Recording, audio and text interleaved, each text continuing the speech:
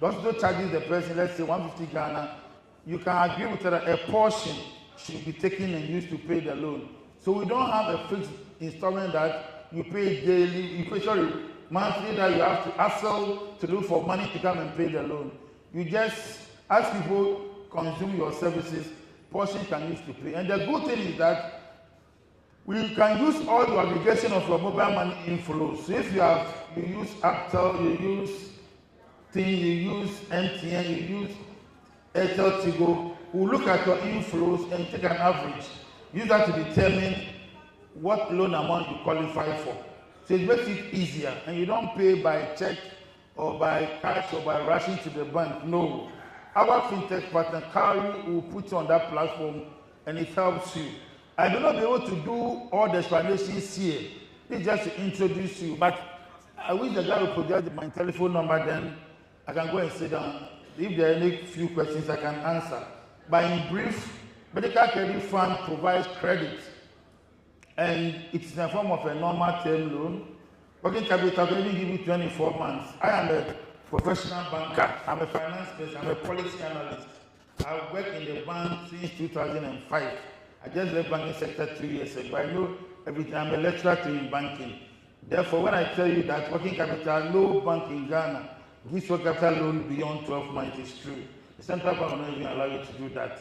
We are a foreign organization with an office here, and we give beyond 24 months working capital, 48 for equipment, up to 10 years for you to do construction.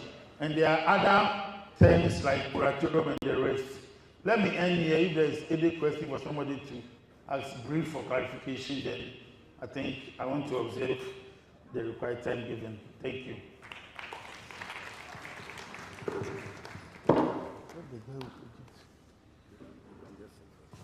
Okay. Thank you so much, pharmacist.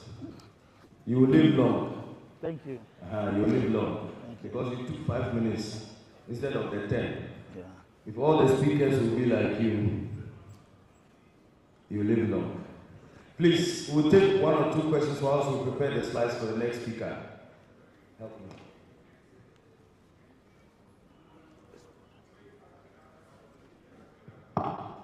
Kindly make the questions brief and straight to the point. Thank you. Well, thank you very much for your presentation. You are a business entity, and you are definitely a profit-making institution. Please tell us your interest rates on everything so that we know if we can approach you all. I've noted it. Okay, tomorrow. Any other question, please?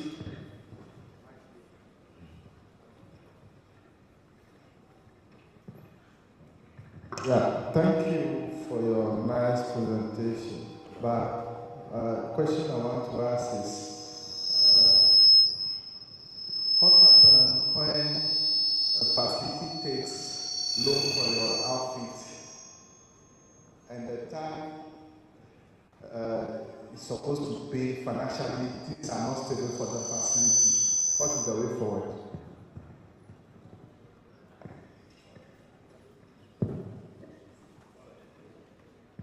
Thanks for the questions. Please. Okay. I'll answer the last one first, respectfully. If you are going to woo a lady and you tell a lady that I know next year I will be broke, the lady will not come to you. She said you give her a problem because we have enjoyment. Is that not the case? So I'm feeling like a credit person. Credit people don't let somebody say that I will be fault. We expect our borrower to pay every lender, things like that. So just by way of comment. But when it comes to credit and a person is having challenges, we need to work with the person to salvage the situation. So we'll know those days when I won't mention the name of the institution, but no, we are an organization that operates only in the health sector. So we understand the health sector, and we'll work with you to ensure that your business really gains strength. If only the one coming to us will do the needful. Because there are some who tell you that too, my business is not doing well, but the business is doing well. person took the money, used the money to buy a car, and then he built a house. He didn't invest it in the business. The business is suffering. But we'll make sure we work with you to ensure that things become very well. Our digital loan, the interest rate is 3% per month on reducing balance. And the term loan is between 30 to 34% on reducing balance. Reducing balance means that if a loan mathematically is 34%, example, reducing balance will be like between 18 to 19%. So the interest rate reduces as you pay. So if I charge you 30% now, and you as the principal balance is reducing, interest rate is reducing. That is how we charge you. So between 30 to 34% on reducing balance. That is what. So effective interest rate minus fees will be like 19%. And I can say for a fact, you can use any annuity reducing balance calculator and cross-check. Look at your payment for 12 months. So you are paying like 19%. And pharmacists, we believe in credibility. So what I'm telling you is the truth. Thank you. Thank you very much. Let's give him a clap. Okay.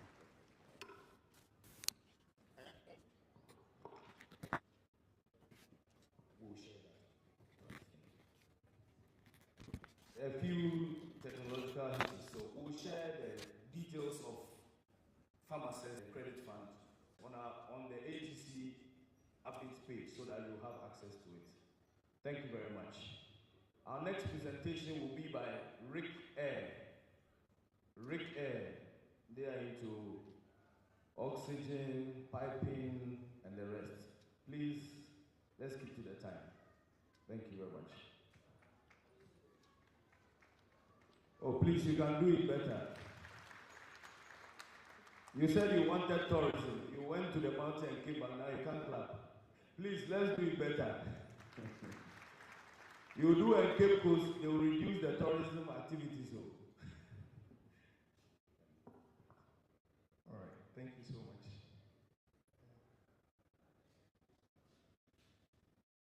Good morning, my name is Dominic Oklu. I'm here representing Ricare Company Limited with my colleague, Peter. So we have 10 minutes to do a quick presentation. So Ricare, about us, we're saying that Ricare is a solely Ghanaian-owned company. We started in 2001.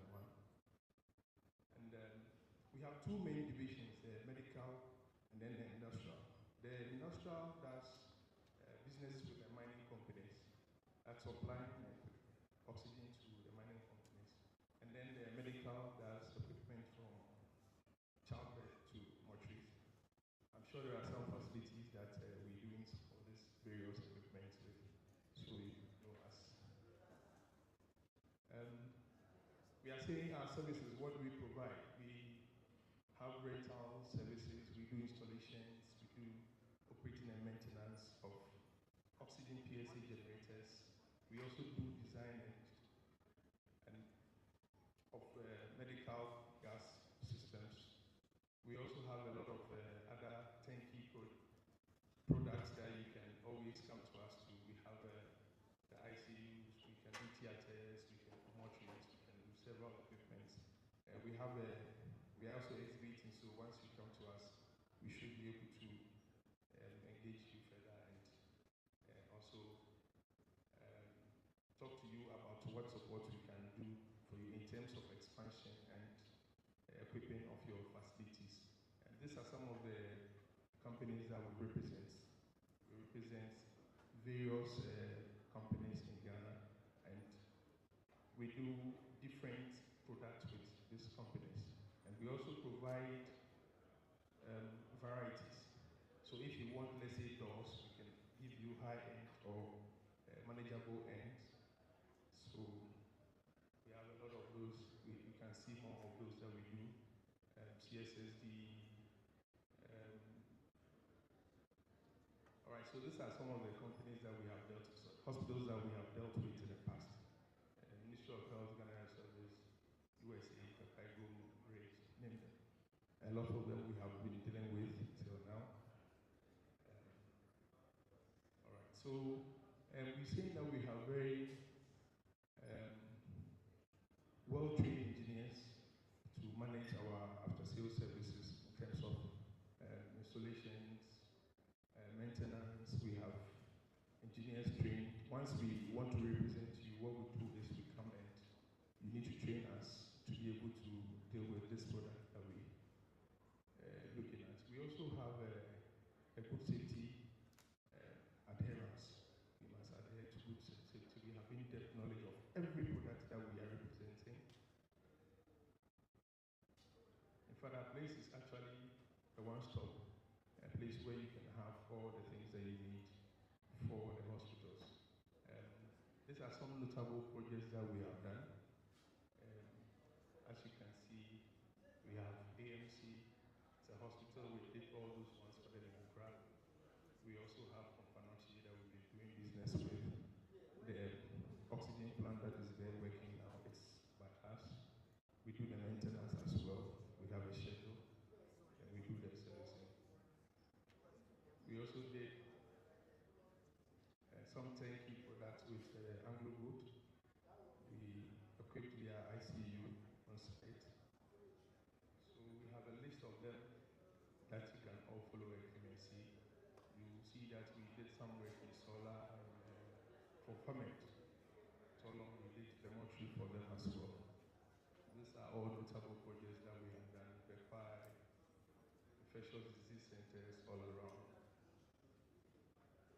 Then these are some of the products that we also have. We do the home care as well. As doctors, we do referrals to patients who need some care at home.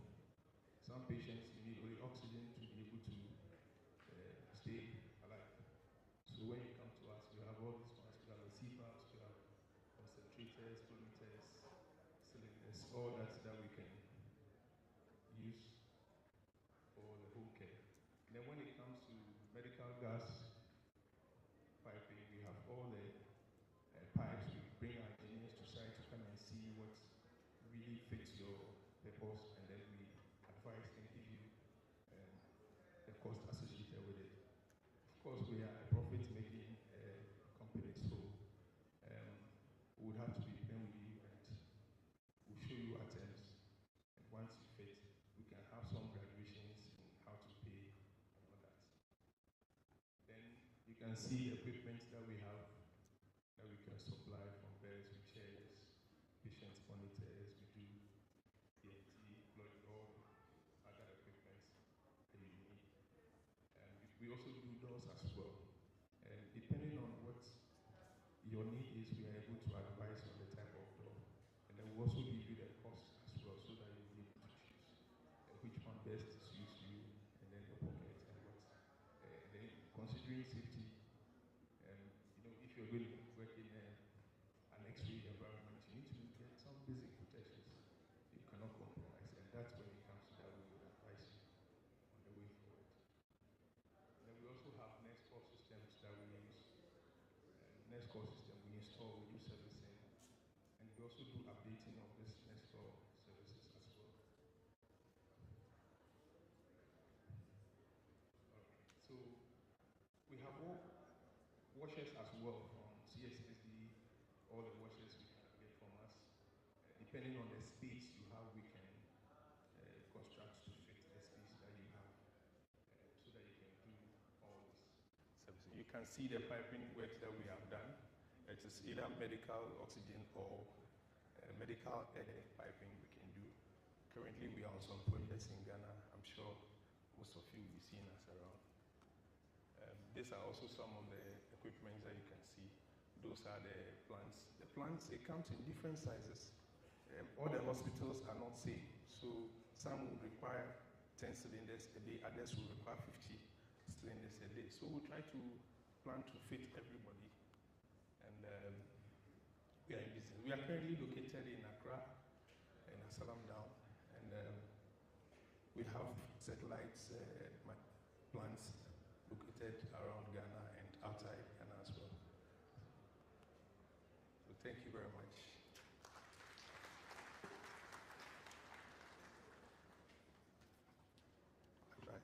Please, one more clap for him. He also saved us some time. that means they will buy your products. Thank you. You won't say amen. Amen. You know, if I was a pastor and I said, if you clap your hands, by next year, those who have not given birth will have twins. You will clap, the ladies. Clap your hands. Those of you whose arrears have not come, if you clap, it will come. Hey, somebody is clapping vigorously. All right. 1 or 2 questions, please, if there's any. It looks like the presentation was well received. Your stand is there, and they will engage you. Any question? Oh, okay, please. Kindly, yes. Yeah, thank you so much for the presentation. And it's good to know that a Ghanaian company has positioned itself so well as a middleman to source and to make available a lot of equipment to the country. But then, don't you think if we were to source these equipment and services directly from the manufacturers, the overall overhead cost was going to go down and therefore reduce the cost of delivering services? Thank you. Thank you. I think what you have said is very true. I'm sure that there are efforts to put some of these things in place. I know that most or almost all medical equipment do not attract some taxes, especially when you are bringing it in. But you know, if not, we would be having higher prices than what we have currently. However, there are some, updates and things that you need to be doing with the facilities. If you go direct, fine. But it comes with its challenges as well. Sometimes handling becomes an issue. So if we who know it, sometimes we have insurance for these facilities, and because we are noted, it's better it comes through us. Of course, we are a profit-making organization too, so we need to play it safe. Whilst we are saving lives, with your support, we should be able to make some money as well. So we'll look at how we'll handle that. But any product in Ghana here, if you go direct, is safe.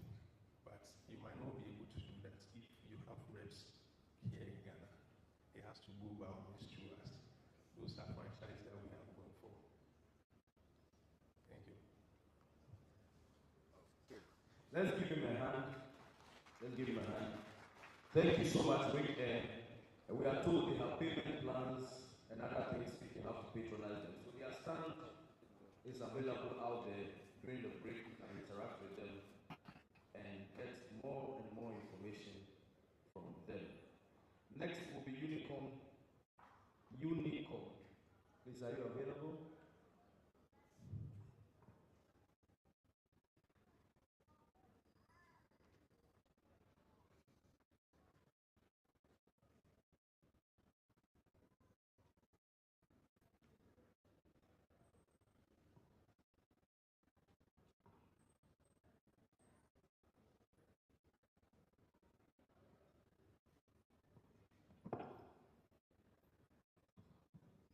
Okay, I'll make to introduce myself whilst we make our reference gets the presentation uploaded. My name is Darada Mwate. I'm a medical rep from Unicom. My name is Darada Mwate once again. I'm a medical rep from Unicom Chemist, and today I'm going to introduce one specific product to you.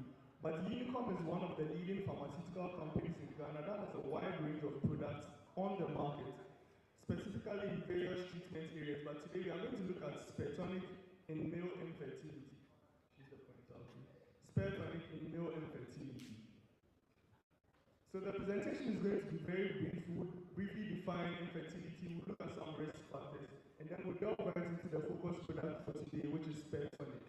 So what is male infertility? It's basically a condition where a man is unable to impregnate his female partner after a year of unprotected sex. And this can be caused by numerous factors, which include sperm disorders or abnormalities, where you have your oospermia, oligospermia, teratospermia, basically any defect that factors into consideration the sperm quality and quantity you add it to this condition, and there are external factors where infections and injuries can cause basal scarring, blocking the flow of sperm. There could be a varicocele that would cause testicular atrophy, genetic factors, hormonal imbalance, congenital abnormalities. All of these are a few causes of infertility. And then the risk factors come in where the older men are more likely to have issues with infertility as compared to the younger ones.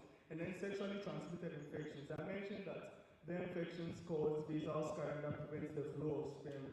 And then lifestyle factors where we found it in studies that smokers and drinkers are more likely to experience infertility as compared to sober men.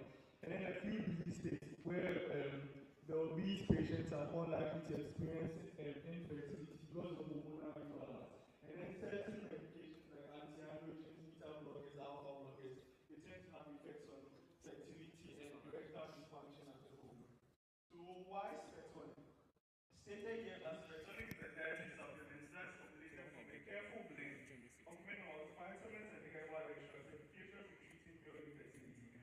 And this is one reason why I like serotonin. Because if you check the markets for other fertility boosters, they either have one of these, either they have the orthodox preparations where they have the selenium, L-arginine, those active ingredients that tend to increase sperm quality and quantity. And nothing focusing on erectile dysfunction. But this has a blend of both to give you a 3-in-1 effect, where it increases libido, enhances sexual function, and then increases the quality of strength as well. So these are the active ingredients present in here. We are looking at an extract from Ferula, Stragus terrestris, and Seratonia. And then the orthodox active ingredients we have the vitamin B, vitamin E, selenium, zinc, calcium, and magnesium. So this is basically a summary of the biochemical geology once you come to your stance, where it has all the information of the active ingredients present in section. Together with why you use section, because it increases the ability of strength, potency, libido, can be used as an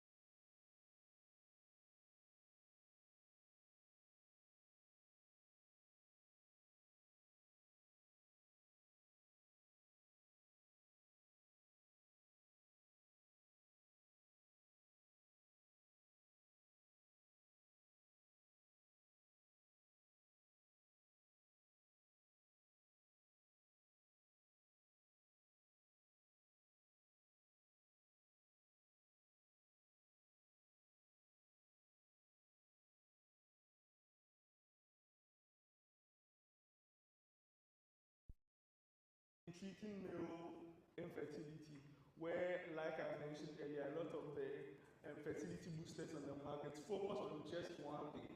Either they are giving you just the herbal extracts, or they are giving you the orthodox products that tend to increase fertility without incorporating erectile dysfunction or other issues associated. And it offers you a 3-in-1 solution to male infertility, where it increases libido, manages erectile dysfunction, and increases sperm quality and quantity. Thank you very much. We have all these products available at the stands. If you have any questions concerning any of them, you can reach out to me. I'll be happy to answer questions. Thank you very much.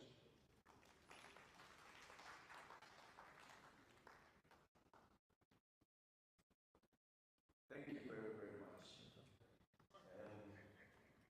These days that all medications and efforts are focused on the girl child, we are very grateful to you as men.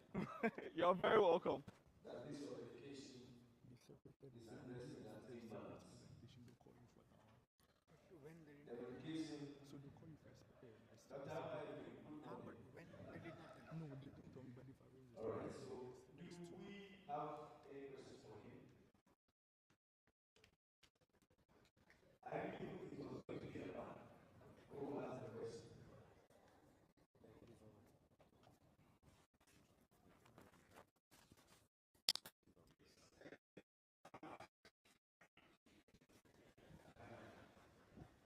But very, very important. It's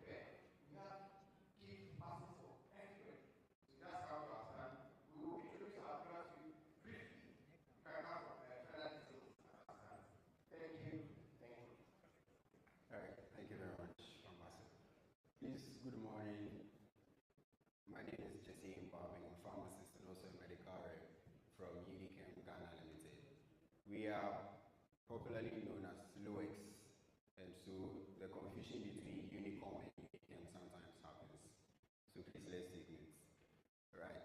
So today I'll be introducing to you one of our antibiotics that we currently have on the market, and we already know that Loex, we are the Unichem Ghana Limited, we are the sole marketers and distributors of the Loex brand of products.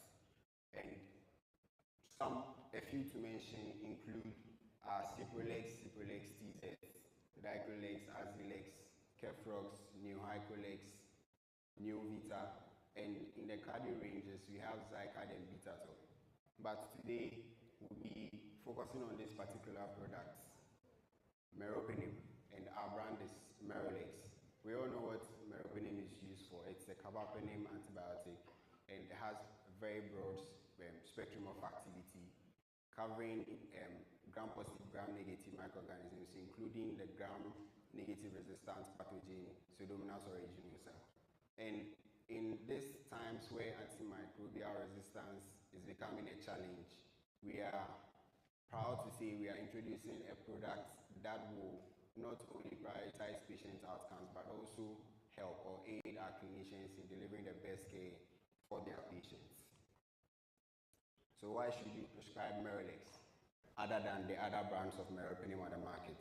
Loex, Unichem Ghana Limited, as my manager has already mentioned, we have state-of-the-art manufacturing plants in Ghana here, and also some of our products that we manufacture outstate. And all our products over the past few years, a lot of prescribers have been aligned with the Loex brand, and we've gotten positive results from the products that we usually prescribe for our patients. And apart from our antibiotics like Ceftriaxone and Kefrox and the Neohycolex ear eye drops, we have introduced Merolex, and it undergoes a very, should I say, advanced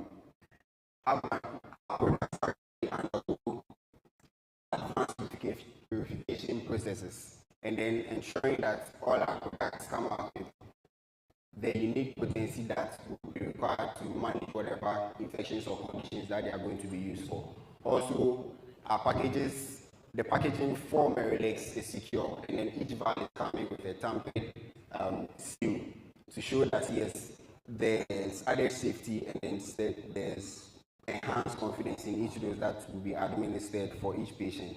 And also the reconstitution is seamless and smooth. And we all know that in the ICU where patient care time is critical, we found the need to include not just the injection, but also we have a sterile syringe and a cannula in the one pack of Merolex, and that's something that is unique across all the other brands of Meropenem on the market. You only find the vial and the water for injection, but we have gone the extra mile to include the sterile syringe and also a cannula with the drugs.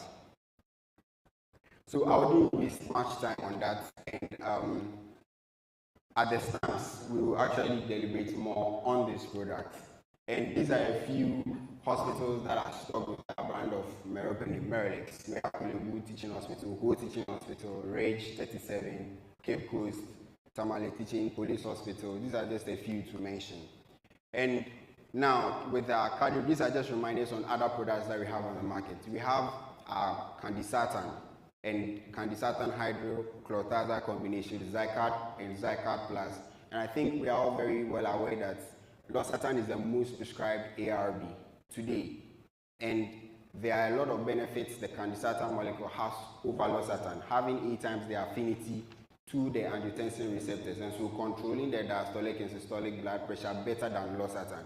And when you look at all the complications of the cardiovascular complications, you do realize that most of the time there's the need for an ARB or an ACAI in our patients' therapy regimen. And so today, when we go back to our facilities, let's remember to prescribe Zycard and Zycard Plus for our patients. Also, we have our brand of ondansetron, which is Onset, available in 4 milligram and 8 milligram, and also the 2 milligram per ml injection. And Onset, being serotonin receptor blocker, is able to control nausea and vomiting better than metoclopramide, and is used in managing nausea and vomiting in cases like post-operative nausea and vomiting, chemo-induced and radiation-induced nausea and vomiting therapies. Also in hyperemesis gravidarum, where the mothers are undergoing very severe forms of the vomiting, ondansetron can also be used. Yes, there's been issues of whether it is safe for use or not, but currently randomized control trials that have been conducted all around the world have not found any cause of ondansetron maybe bringing about birth defects in babies that are born when mothers use ondansetron in managing their nausea and vomiting. Also, this is our brand of rabiprazole, Rabiloc. Rabiprazole as a molecule is long acting. It has at least 24 hours of acid inhibition. And unlike omeprazole, where you have to do a BD dosing, with Rabiloc you are just doing a once daily dosing. Not apart from the fact that it increases adherence to the medication, the rate of healing from ulcers is also greater because patients would tend to would lean more on rabiprazole or Rabiloc better than omeprazole, where they have to do the twice daily dosing, which sometimes becomes inconvenient. And also iron sucrose injection, HEMAP, which is also very well available in the market. And our HEMAP is available on health insurance. So please, let's do well to take note of that. And last but not least, Stomocaine. Stomocaine is our antacid. And the reason why our Stomocaine is coming in 250 mils and other brands are coming about 200 mils, we are giving you 250 milligram each of aluminum and magnesium hydroxide in every 5 mil. And so then the patients are taking a lesser dose, and then there's more concentration of aluminum and magnesium hydroxide in each 5 mil than the other brands of antacids that are available on the market. And so with us, yes, there's cost effective. The patients are getting more on less. They are paying less for more actually. And yes, that should be it. And also the Samecticon 50 milligram and other brands having 125 milligram as well. So this is the end of our presentation, and then we look forward to seeing you at our canopy. Thank you very much. I'll answer any questions if there are.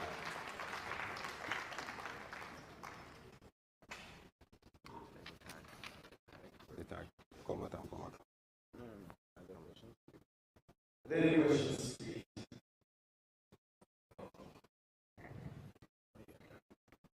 Good questions. Good questions. Thank you very much for the presentation. I want to find out how stable the molecule is after it's been constituted.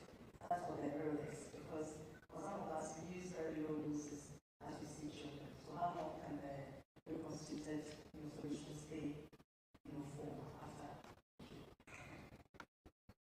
Okay, thank you very much. So after reconstituting Merrilex, it's able to stay up to 12 hours. Yes, up to 12 hours. So if there's a need to dose, let's say 125 milligram or 500 milligram pack for a child, yes, within 12 hours, you should be able to administer the first and second dose. And then the third dose, you'll have to buy from another pack. Yeah. This is your question answered. The cost. Right, so our pricing would vary. We have the tender prices, and then we have price for wholesalers. So for tender, we are giving Merrilex at 150 cedis per pack for 500 milligram, and then 175 for 1 gram. And then for the wholesalers, it's 175 for the 500 milligram and 225 for 1 gram wholesale. All right. Thank you very much. They will be available at their stands, and we can ask all the many questions that we have. The last on the presentation for this morning will be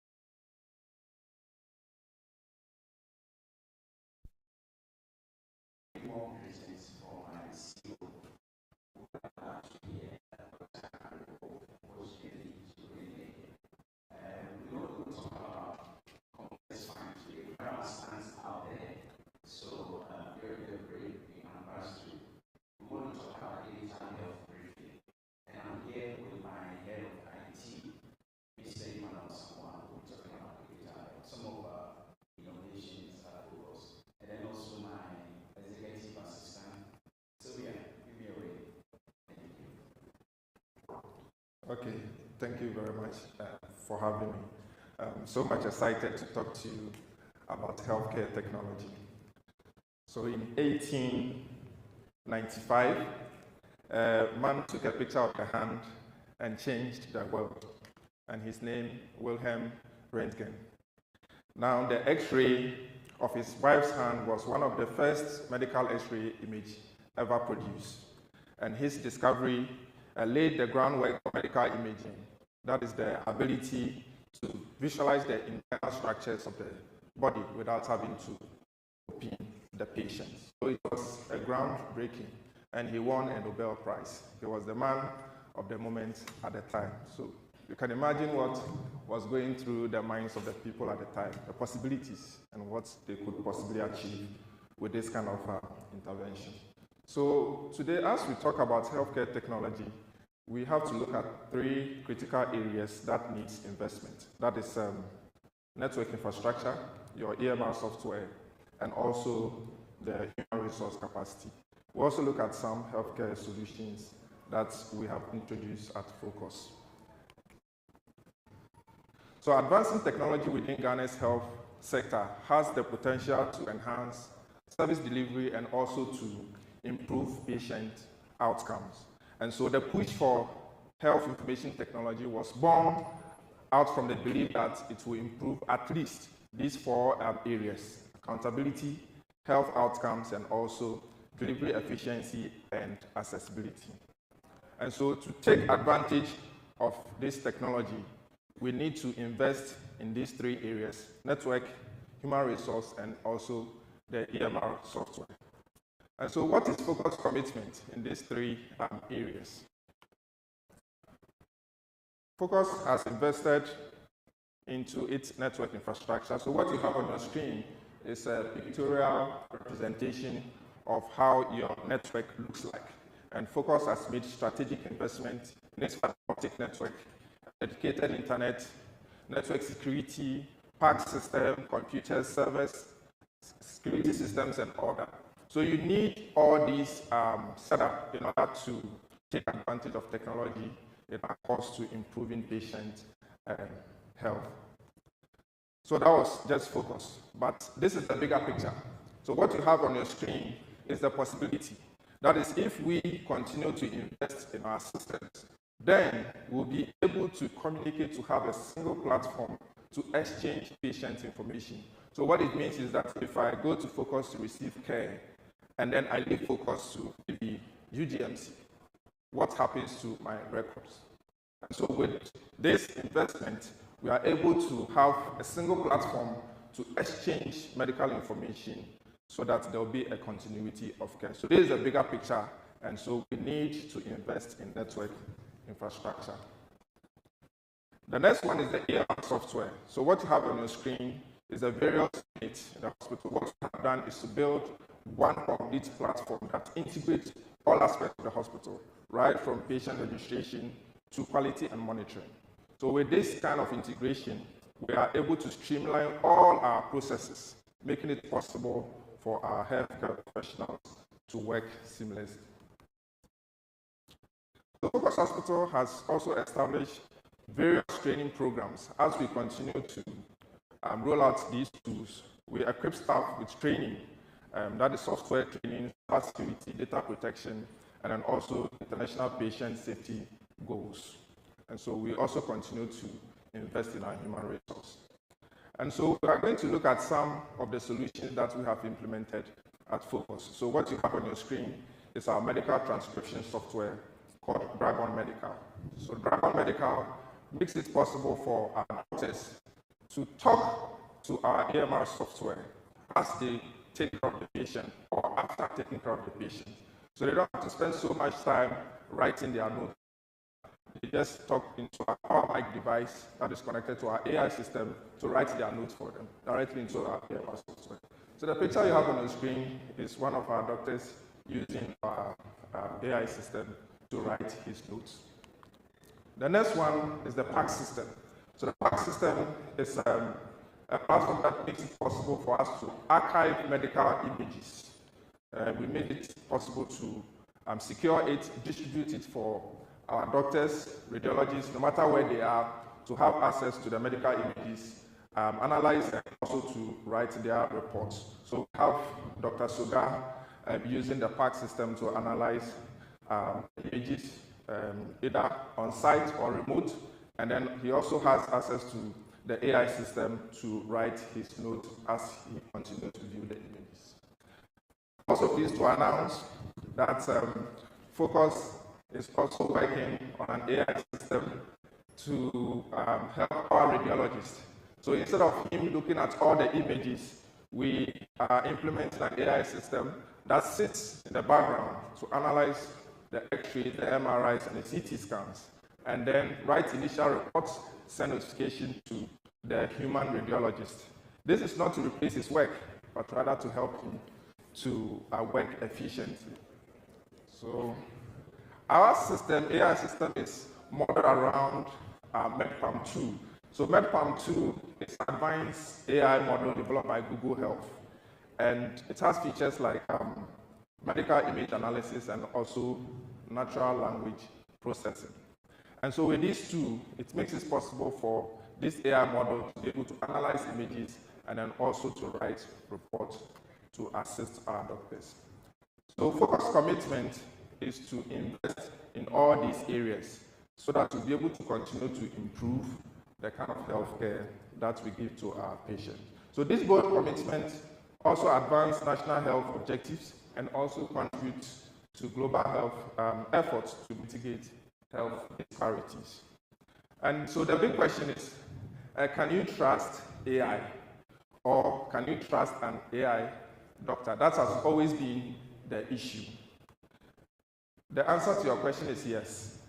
And the reason is that MedPalm 2, which is an advanced AI model developed by Google Health, has passed the US medical license exam with a pass mark with a pass mark of 86.5%, expecting 86. So what it means is that we can completely trust this AI models. So that is the answer for our question for those who would want to find out. So what you have on your screen is a model in action. So the model is presented with a chest X-ray, and then the question is asked, can you analyze and write me the report? And that is what happens. And so this, again, is not replacing the doctor or the radiologist, but by means of computer vision, it makes it possible to analyze image to the deepest degree that makes the radiologist work more efficiently. Thank you.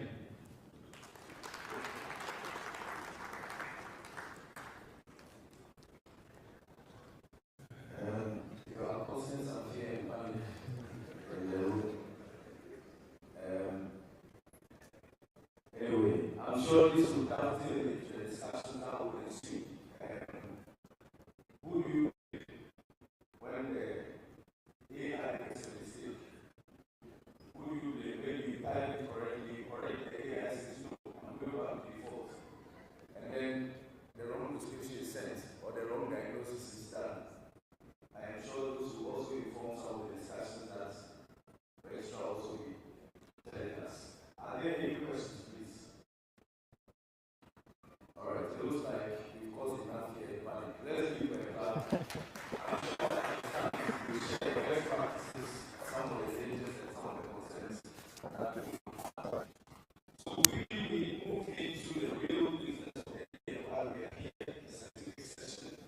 And to share this aspect of the program, we have one of our council members who is currently the medical director of the Eastern Regional Hospital, Dr. Abu Amba.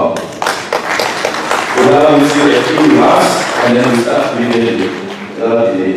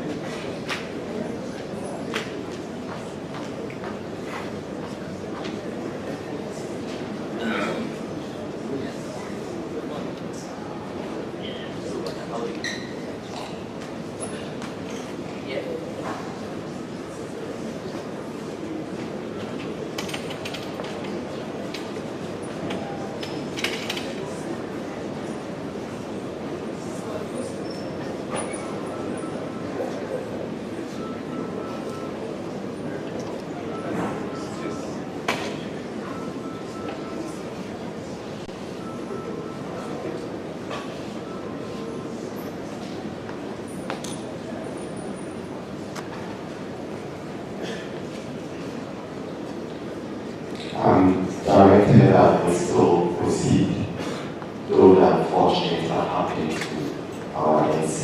And President of the Ghana Medical Association, Council members, past presidents of the association, invited ladies and gentlemen, members, good morning. It's a pleasure, though unfortunate something just happened, to be called upon to chair this morning session of the scientific conference.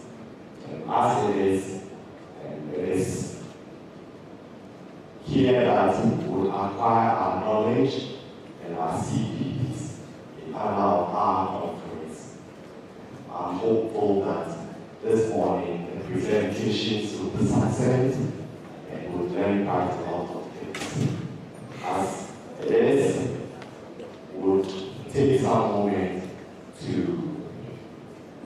make an arrangement for further presentations with respect to the NC and the order in which they will be. I was really hopeful that I would just hand over the microphone to the NC and take a seat as a chair with your cooperation. But just give us a moment and then we'll get the program online making. Thank you for your attention and just hold on.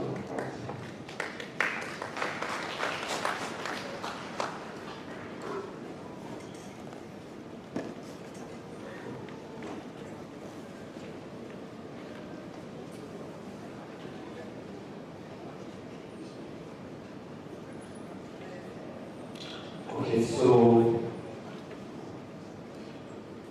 the first presentation would be on the topic upholding professionalism in today's medical practice. The speaker to this topic would be our Registrar of the Medical and Dental Council, Dr. Mary Divine Barnabla. Shall we welcome Dr. Mary Divine?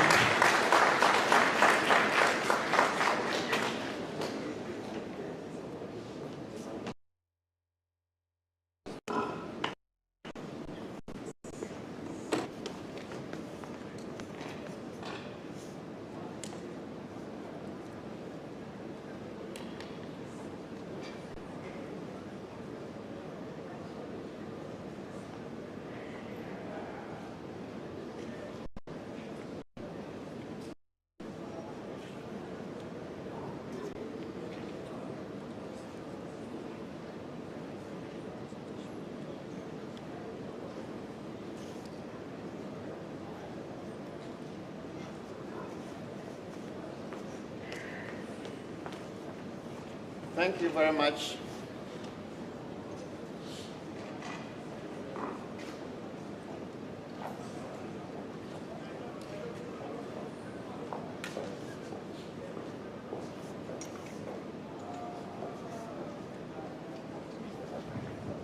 Hello. Great. So thank you very much, Chair, of the session. And I bring you greetings from the Management Board of the Medical and Dental Council.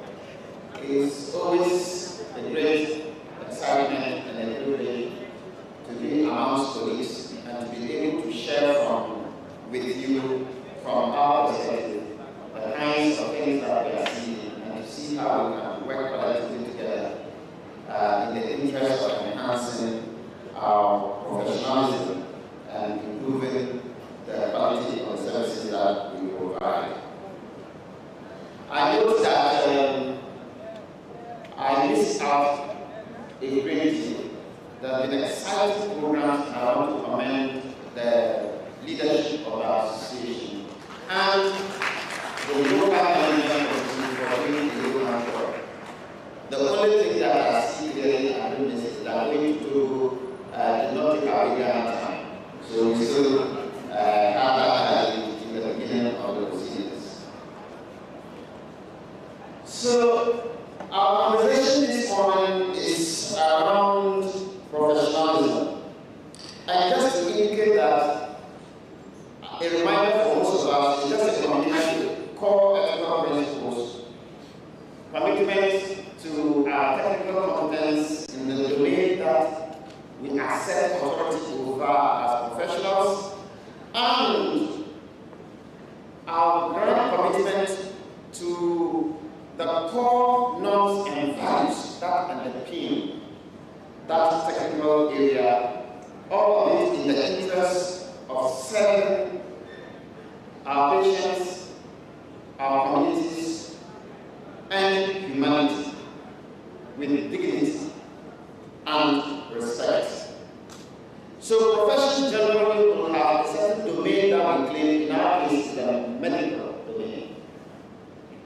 And therefore, we ascribe to ourselves and members of that profession the expertise that is only limited to us. And because of that, we have certain settled behavior patterns that are expected of members belonging to that entity. So often, it is a contact matter. So we expect that members ascribing to that particular area will then conduct themselves in a certain manner. And because ours is an old, traditional, noble, honorable, and I always argue with all due respect that the truly learned profession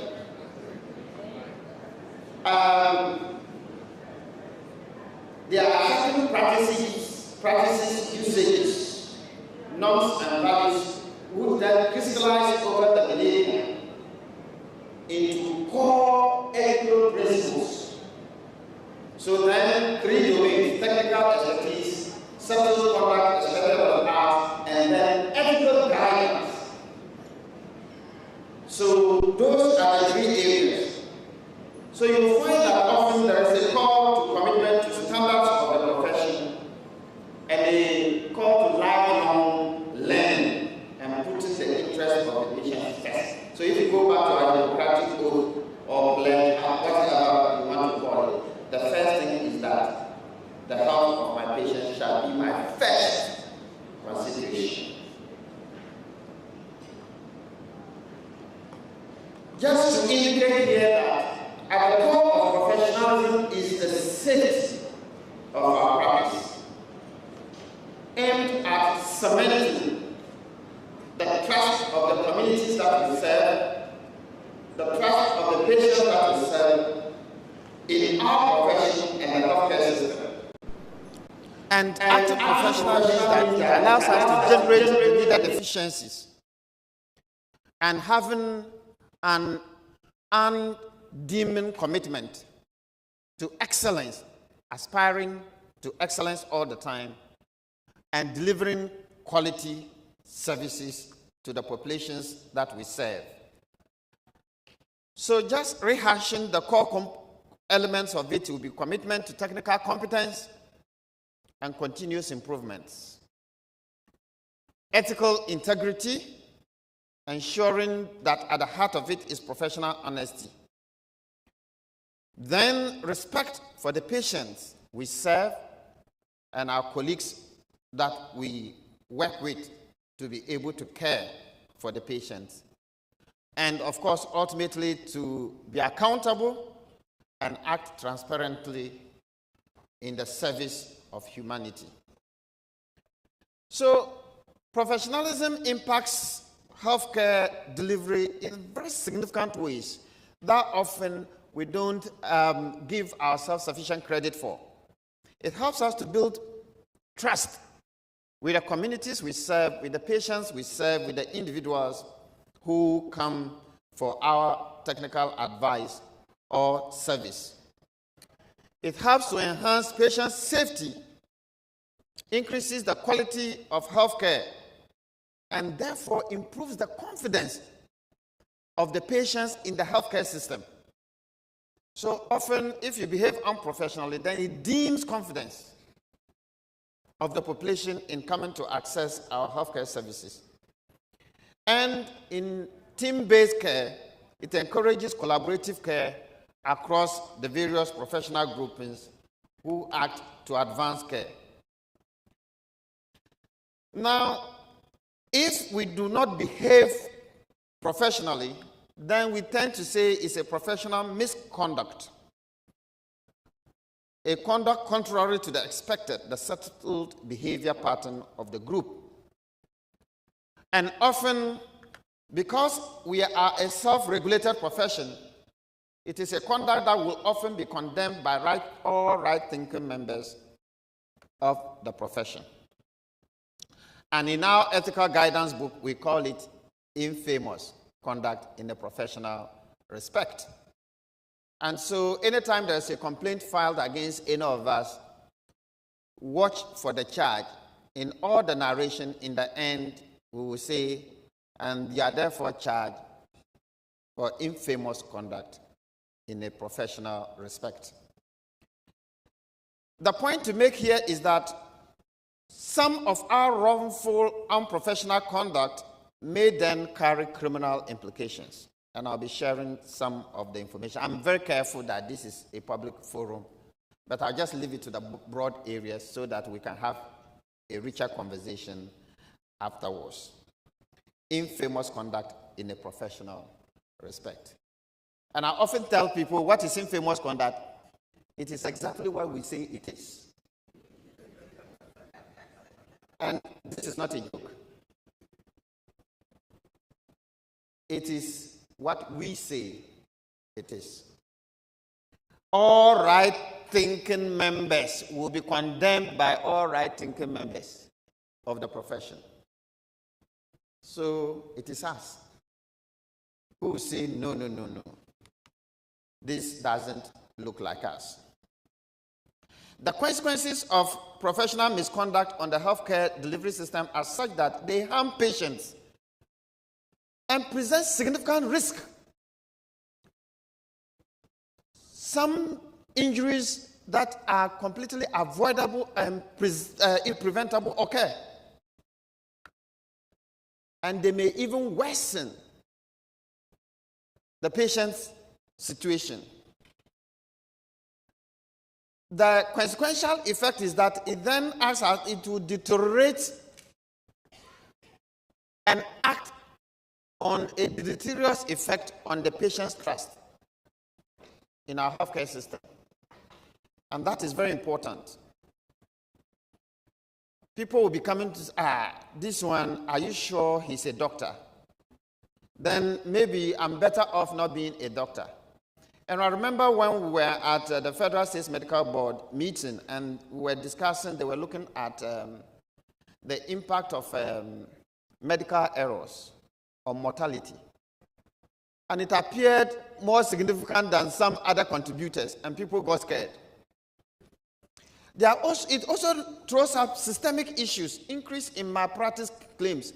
One of the things I challenged colleagues, especially service providers, DDG, is whether or not we compute the cost, the financial cost of clinical negligence claims on our health service budget and the reputational damage it does. And if we look at recent decisions that are coming from the courts, colleagues, we really need to think again. Then, what you don't notice is that it also dims the morale of our colleagues. Staff then get demotivated when professionalism or professional standards are not upheld, creating a cycle of dissatisfaction and underperformance. So, I'll spend some time here. All the things thrown up here are cases. Breach of professional boundaries. You will find that I will run through some of the examples because of the time. But you'll find that we are getting increasing number of complaints around sexual harassment, stalking, and in some cases rape, sexual assault and rape. And we are getting a number of practitioners who are authoring and forging medical certificates of cause of death and post-mortem reports. We are having colleagues issuing in an ethical and unprofessional and improper manner excuse duty forms. And you remember a controversy arose, and I was listening to one of the very senior lawyers who says that how many of us don't go to doctors to get excuse duty because we don't want our client to come to court. That really hit hard. It spoke to the reputation of the medical profession. I mean, the board was so concerned that somebody would just come to you and a patient who is, you are probably not sane or is well, you just issue an excuse duty for the person to escape. This happened to one of our colleagues. In one of the cases, an ophthalmologist issued an excuse duty for a pregnant woman for the entire duration of her pregnancy.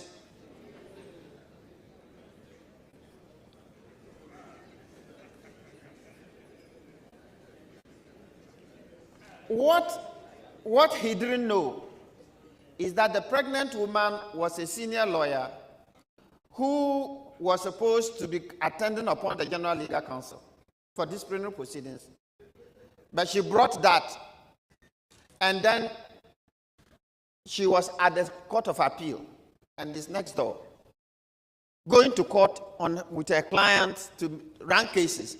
But then at the General Legal Counsel, she has an excuse duty for the entire duration of her pregnancy. We are getting increasing claims of medical or health insurance fraud. These are not data entry or quality management issues. There are a lot of the claims that people make on the radios and TVs, which are actually data quality issues. You say a man is pregnant, those kind of things. It's because people just made basic mistakes in entering data. But these ones are fraud, where I claim that these persons have been engaged in road traffic accidents and they attended my hospital. And then this is the percentage of whatever claim I'm giving them. And it turns out that there was no accident in the first place, and they didn't even show up in the hospital. We are getting cases of improper record keeping. A colleague appeared before us and we gave him his own folder and he couldn't read what he wrote. You see, you will find here conflict of interest and you will find patient stealing. We try to distinguish between the two. There are increasing claims of patient stealing.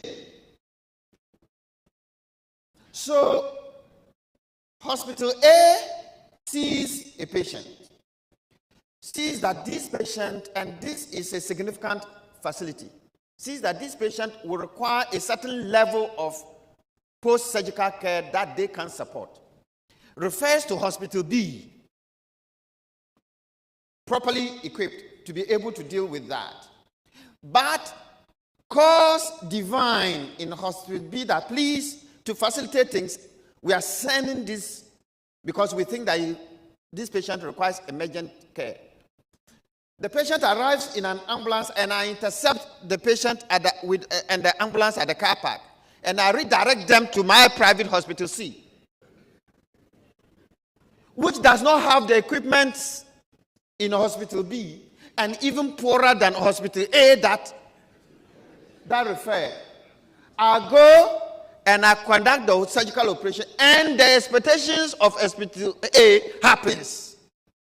And now I can provide the care that this patient needs. And I rush the patient back to Hospital B where I work. The rest is that the patient is on the other side of the hospital. So these are really serious issues, colleagues. It's different from conflict of interest when you are sitting down and then say, okay, you go and do your lab here. Go and do your lab, but because you have some share in there or you have some pecuniary interest, or there's a, I hear these days the envelopes have moved from brown to white. Diverting patients from public hospitals in particular to private clinics and private, please, these are increasing. We have residents working in hospital A, still undergoing residency training. A patient is referred to you in the hospital, and you take the patient to a private hospital to do the procedure, the patient dies. Then we are beginning to see colleagues who, especially in the private sector, you want to collect the money directly from patients yourself, and it is putting some colleagues in difficulty. Then on ethical advertisements, Facebook, TikTok, WhatsApp, things like that, please. So these are the typical examples I was giving you. True stories, cases. I'm not going to go into detail because some of the cases are live. So this is what I talked about first. Second case. A private facility refers a patient to a neurosurgical unit of a teaching hospital. The neurosurgeon takes the patient to his private surgery on account of blood clots on both the left and right sides of the patient's head. This is a very old patient. First surgery unsuccessful in that private facility without basic monitoring equipment, without intensive care unit, nothing. Second surgery is done, it's not successful. Third surgery is done at the same clinic, not successful. Meanwhile, you are in a teaching hospital, closed door, next door. And the fourth surgery is proposed. The patient dies before the fourth surgery. The relatives think that it was because of financial gain that you kept the patient at your private place because you knew that he was not equipped to be able to provide post-surgical complications, management for that. Now, this is a very interesting case. A pregnant woman in labor for 3 days at a public facility. This colleague is the head of the maternity unit of that facility. So the patient comes there on Thursday evening or Friday morning, and nobody comes to see.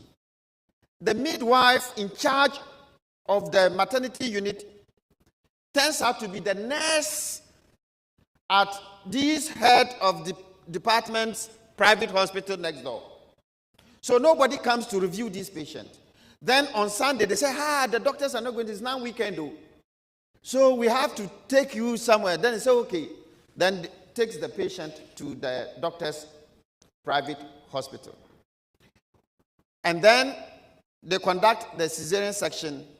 The doctor, in the process, we don't know what happened, but there's a laceration on our anterior abdominal wall, or the baby.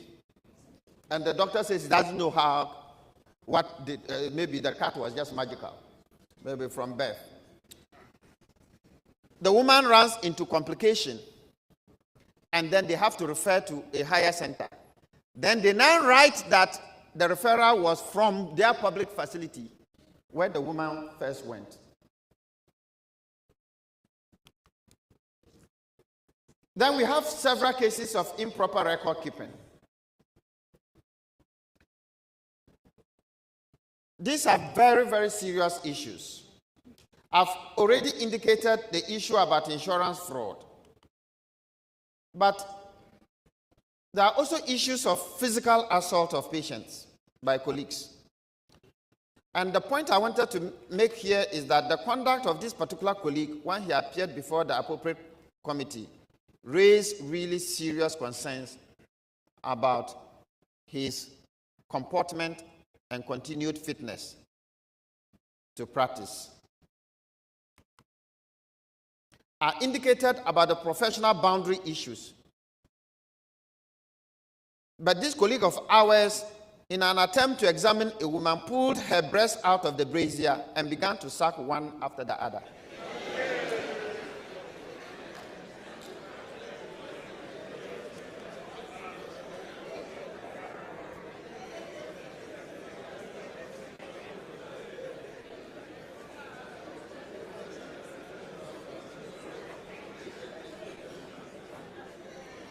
So, there are 2 cases of sucking one breast after the other. And remember, this was not in October.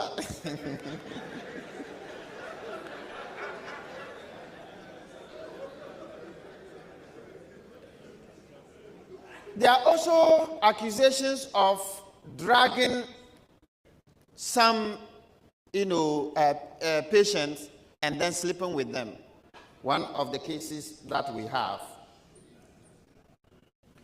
So some of the cases, as I indicated, have criminal underpinnings and are before the investigative bodies who are dealing with that. And there are some cases of direct conflict of interest, but also clinical dishonesty. Colleagues collect money for labs, pretends to be doing the labs, but they know they don't have a functional laboratory to do the labs. And then they come back and say, oh, it is this, and prescribe and go. Meanwhile, the laboratory was not functional, and even the reagents and things there were all expired. I indicated the direct collection of money. And please, social media does not forget. Colleagues are quick to share nude pictures, make improper commentary, run improper commentary on Facebook. There's a case that is coming up, then they go on either Facebook or WhatsApp. Remember that if you put that doctor, people take what you are saying because that they think you are a technical person in the area on its face value, and you may not actually have sufficient understanding and knowledge, especially those of us who are very young, or it is completely outside our area of specialty, and we are making categorical, conclusive suggestions. In fact, there are cases that are before us, and the only reason why the patients and their relatives came is because a colleague, a junior colleague, or somebody else said something. That you didn't do it well, or you shouldn't have done that. And then they come and you go into it, and technically, after running for months and years, that was needless, but it is because of the attitude of colleagues in the healthcare team. But advertising, touting, canvassing, giving of testimonials are all things that are prohibited by our current professional guidance. And please be careful of providing misleading information using any of the social media platforms, X, Facebook, WhatsApp, TikTok, and Dr. Google. So to get into running up, we are saying that creating a culture of professionalism in healthcare institutions requires institutional support. It requires accountability of leadership. It requires fostering a collaborative environment. It requires establishing accountability systems in our healthcare institutions. And as a regulator, it requires us to set clear expectations for acceptable behavior and competency needed. I'm happy to indicate that in the coming year, we are going to be having a comprehensive review of the good medical practice document that we have to bring it in line with current complexities of ethical, legal, and technological challenges. The disciplinary measures that we have need to be enforced so that breaches of professionalism would be dutifully penalized, hopefully to deter others from doing the same thing. And we have a commitment to continue to provide supportive resources for our practitioners so that you can be properly guided, and continuing professional development opportunities and mentorship programs for young practitioners so that they imbibe the professional culture of the truly learned profession. And of course, a continuing engagement with the public on what the professionals do and what are fair and unfair expectations of the doctor. I thank you very much for the engagement. Grateful. Thank you very much. I will make it better for our presenter, and thank you very much, Registrar. Kindly note your questions. We'll take all presentations and then move on to the plenary session. Can we have a support for the presenter to come to the lunch? For our next speaker, we'll speak on the topic starting and managing a sustainable group medical practice. The speaker for this topic is Dr. Michael McCarthy, Chief Executive Officer of the Neuro.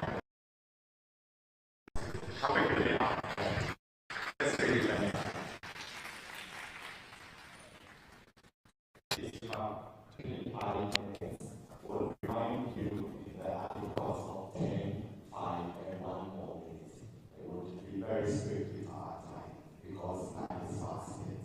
Thank you very much.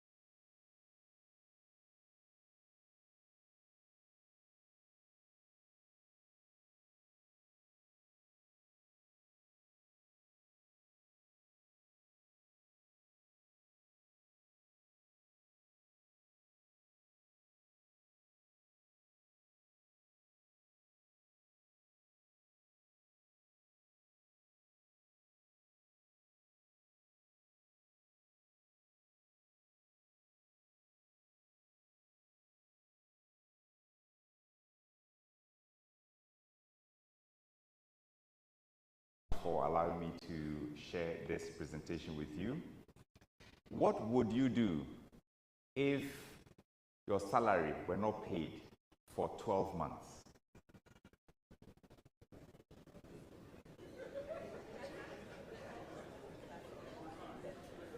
What would you do?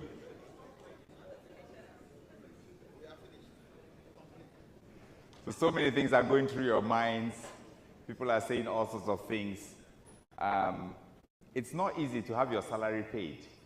Many things must go on for the health system to actually work, to be able to generate adequate revenue and actually come through with just that one promise that I'll pay you your salary. Have you got it? Are you okay now? All right. That is in the general sense of things. You could be working in the public sector, you could be working in an academic space, or you could be working in a private space. Wherever you are working, it's extremely important to be able to manage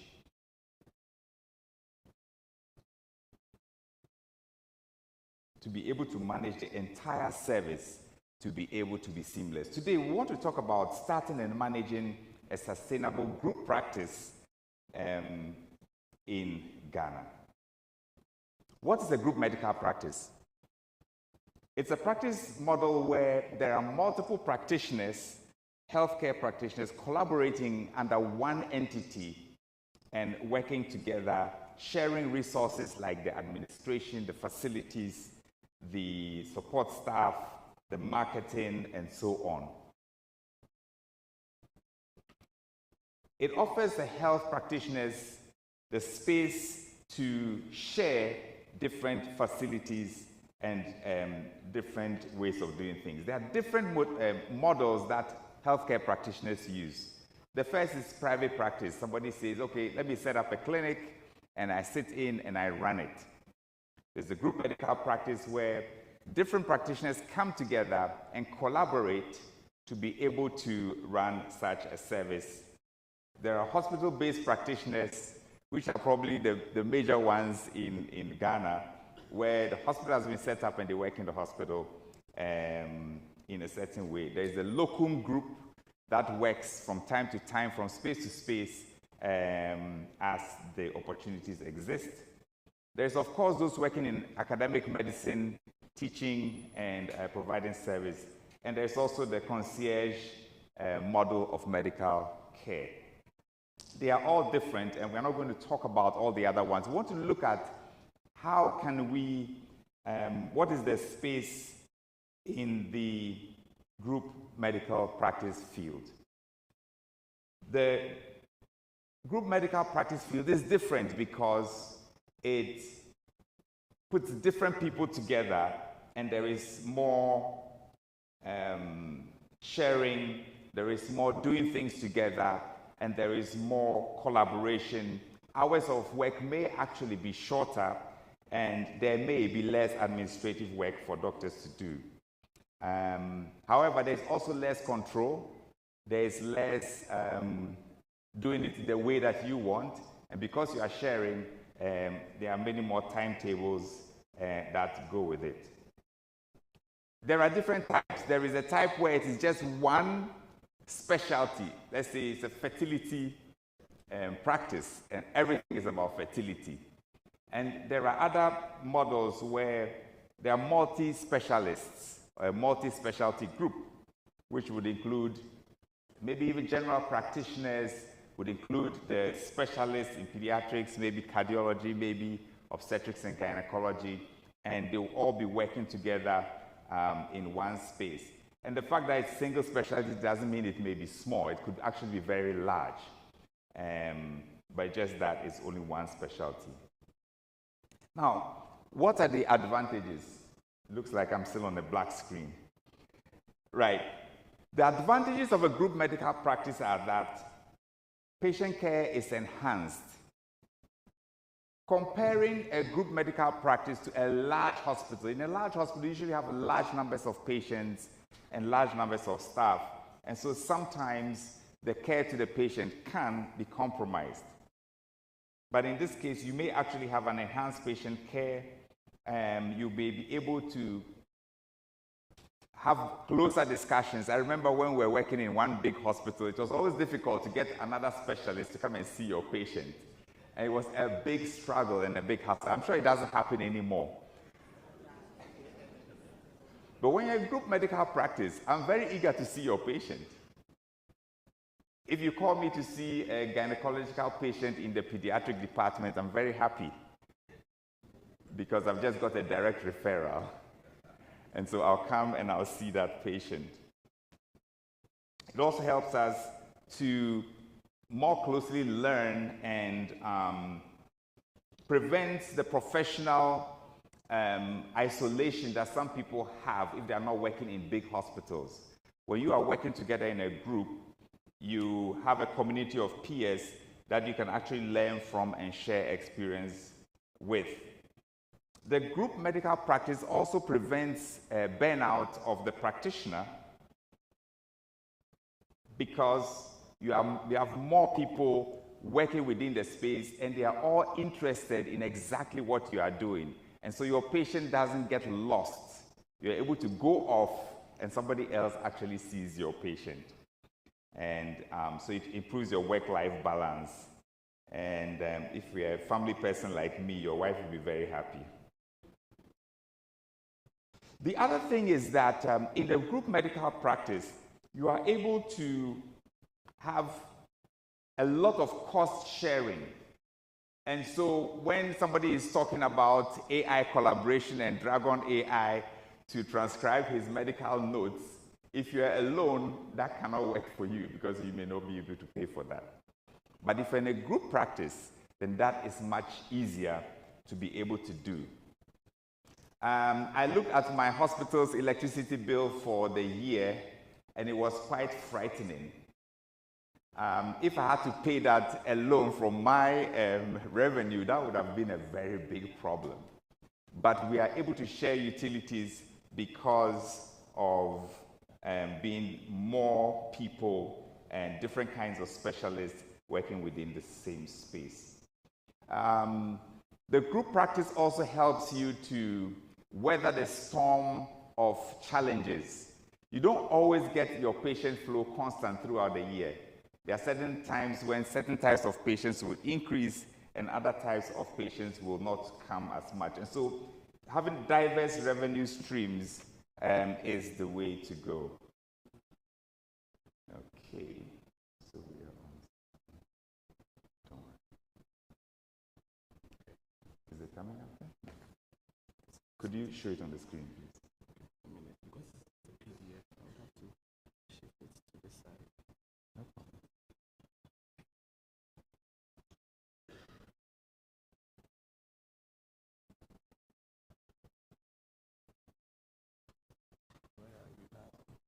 Where's your? Split that so. So how do I move to? Can you duplicate it?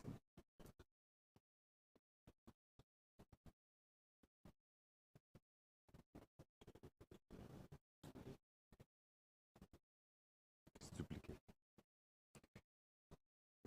Right.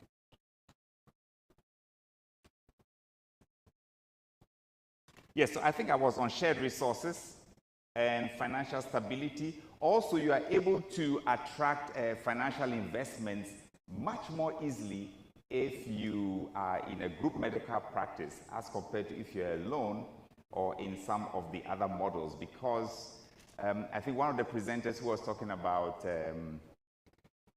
loans for medical facilities talked about the fact that they are still thinking that you will pay back their money. And so they are trying to see how stable are you, what's his age, how is he going. But if you have multiple specialists, they become much more comfortable to lend you money or even put in equity into your business. Also, the group medical practice helps new people who are trying to join the practice have a much quicker start because everything is already set up and everything is already established for them to move. There are, you realize in different countries that different things are happening. And I don't think we can copy anything from, and just copy and say one space is better than the other. I think we need to look at what works best for us. In the USA, it's physician-led or corporate-owned groups, big hospitals like Mayo Clinic, which has 3, 4, 5, 6. They have one in Asia now. In the UK, it's very different, and it's so primarily focused on the NHS. And so India, Nigeria, UAE has these huge hospitals, high on technology, and they are looking at a lot of specialists in various ways. So we need to look at the Ghana case and see what can we do and what will work for us in the space that we are in. Okay, thank you. Now, over the past 30 to 50 years, there was probably the prevalence of the one-man practice, the one specialist practice, which seemed to work very well for the time it worked, but there were struggles with being able to sustain beyond the generation. You realize that over the past 10, 20 years, there has been a shift to more specialists coming together and working together, expanding the scope of some of the hospitals have moved from a single specialty to multiple specialties and so on, and they are moving to some form of group medical practice. We are also seeing, and I'll show you this case model at the end, public and private partnerships that seem to be coming up, which may also work for us. In Ghana, we have some cancer centers that seem to be working very well with multiple specialists working in there. We have another center, which is a day hospital, an OPD type of hospital, which is a neurology center with multiple specialties. They are also branching on into things slightly more related to neurology, but focus on that. Fertility centers, as you know, there are quite a number in Ghana, isn't it? And if it comes to IVF centers, there are over 30 of them now in Ghana. There are minimally invasive surgery hospitals, two specific ones that are coming up in Ghana, Accra specifically, and are focused on that area. Some of the practitioners there are not even resident in the country, and there is a lot of telemedicine going on, and I think that is helping in a way. We need to look at the regulation of that and see what is happening on the obstetrics and gynecology centers happening, and you realize that a lot of the established obstetrics and gynecology centers are branching into other spheres as well. And that is just because it is the group medical practice that starts to protect you in the longer term, and you need to look at that. We had the cardiothoracic centers. I think there is even a private cardiothoracic center now, and that can be some kind of model happening. Of course, generally they are in private hospitals. We even have some hospital chains coming up which have different things going on. So we see that group medical practice seems to be growing in Ghana. It is having its own style. It has its own way of going, working around the regulations, looking at high startup costs, and there's still the lingering preference for practitioners in Ghana to go solo.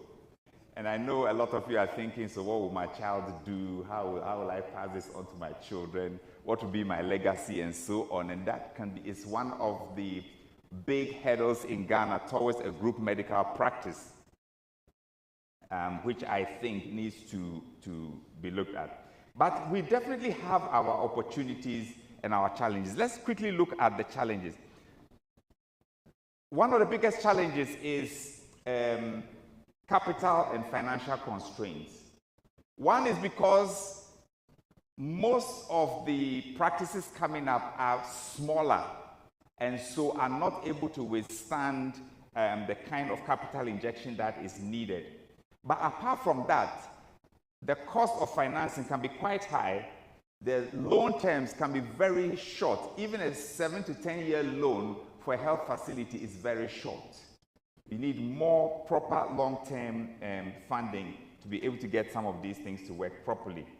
And of course, the high operational costs. At the beginning, I talked about salary, and all of you were tickled, and you all woke up because we talked about your salary. But in the government sector, that is taken care of by the government, whereas in the private sector, that is taken care of by the organization, and that can actually increase the operational costs.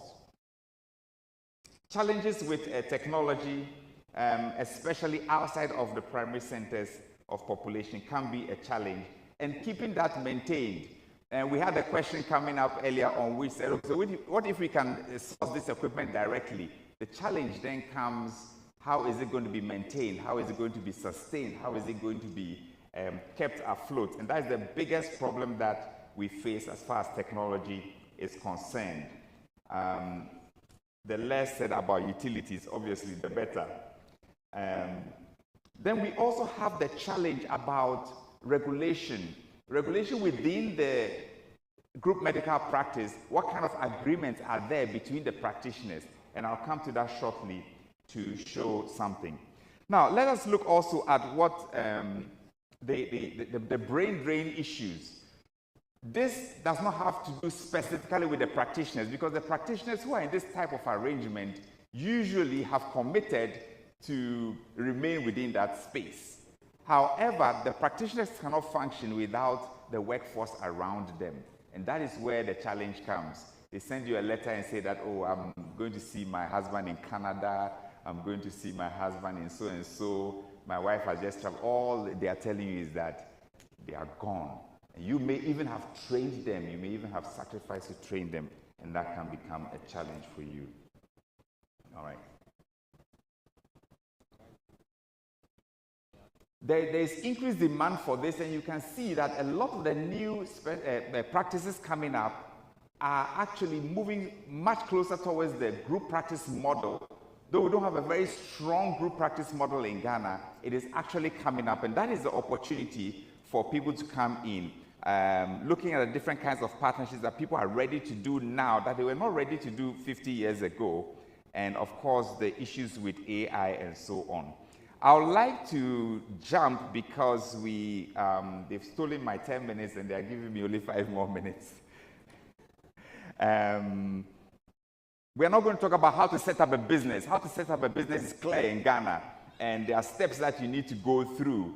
And in this case, you need to talk to your potential partners about ownership equity and have a well-researched plan and so on. And there are a lot of regulations you need to go through and so on. And one of the easiest ways to do this is to scale an existing facility going on.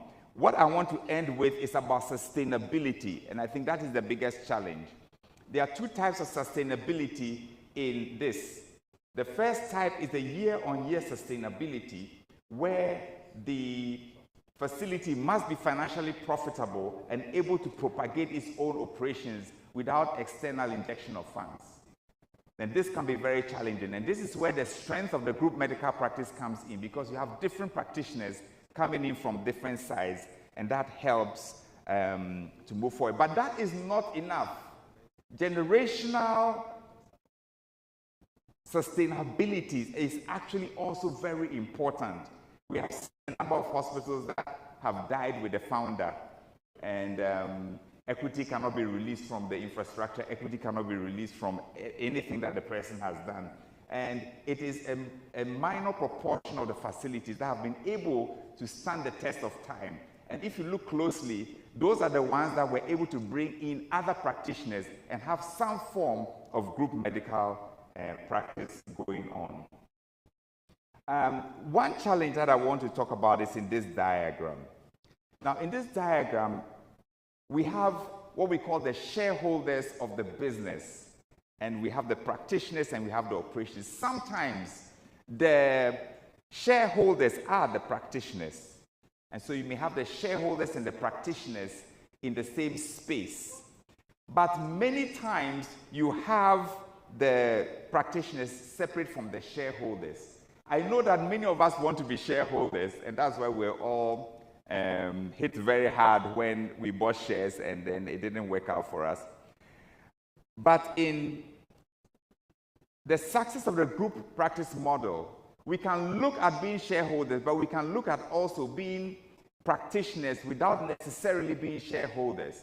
And that opens up the space for other equity shareholders to come in and make sure that this group practice can actually stay the course of the years. I have the elements of sustainability. We don't have enough time to go through them, but it has to do with financial health, where you need to be able to manage the finances, and that is the lifeblood of such an organization. If you have adequate financing happening, the patient flow will also come. Sometimes we think it's the patient flow, but I think it's the other way around. We need to have solid financial planning, budgeting, correct funding, correct pricing, correct insurance reinvestment in a timely fashion, and so on and so forth. And then we'll be able to get this thing to work. Of course, operational efficiencies and to be able to actually use the type of resources and personnel that are needed are very important. I will end now with the case because of the time. Sorry, I can't go through all these ones. But maybe I want to say that one of the important things is your governance and your strategic vision. The first thing about governance is that one needs to have a management team. which is probably separate from the actual practitioners that are in the group medical practice. In my establishment, for example, we have a management team of 8, and only 2 of them are doctors, and the others are doing different things, and that helps to give the structure. And then above that, you need to have a very, very functional and vibrant governing board that is able to oversee the practice of the physicians. Now, this is all about the group medical practice. But I think there are new models that we can look at in Ghana, and I want to present one of them. Despite over 30 IVF centers in Ghana, none is in a teaching hospital. And the case study shows one teaching hospital in Ghana that has a public-private partnership to set up an IVF center within the teaching hospital. And thank you very much.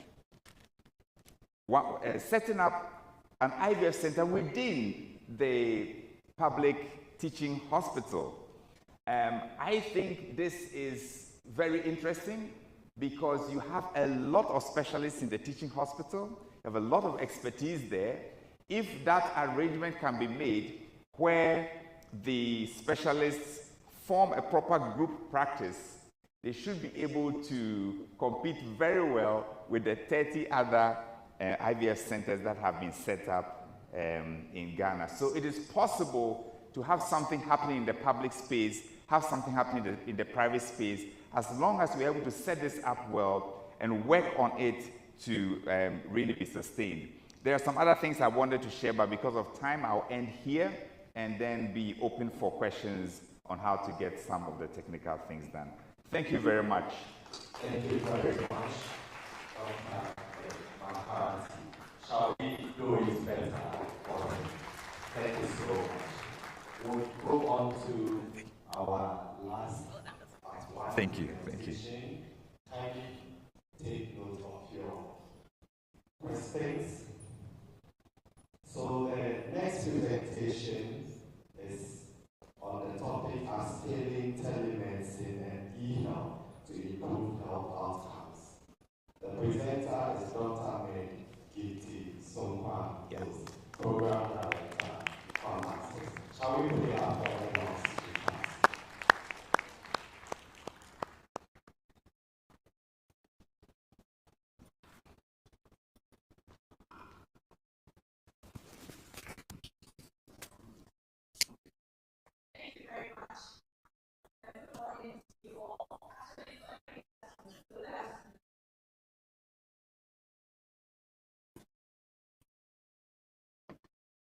I'm glad this podium is friendly because I'm often vertically challenged, but today I believe you can all see me very well.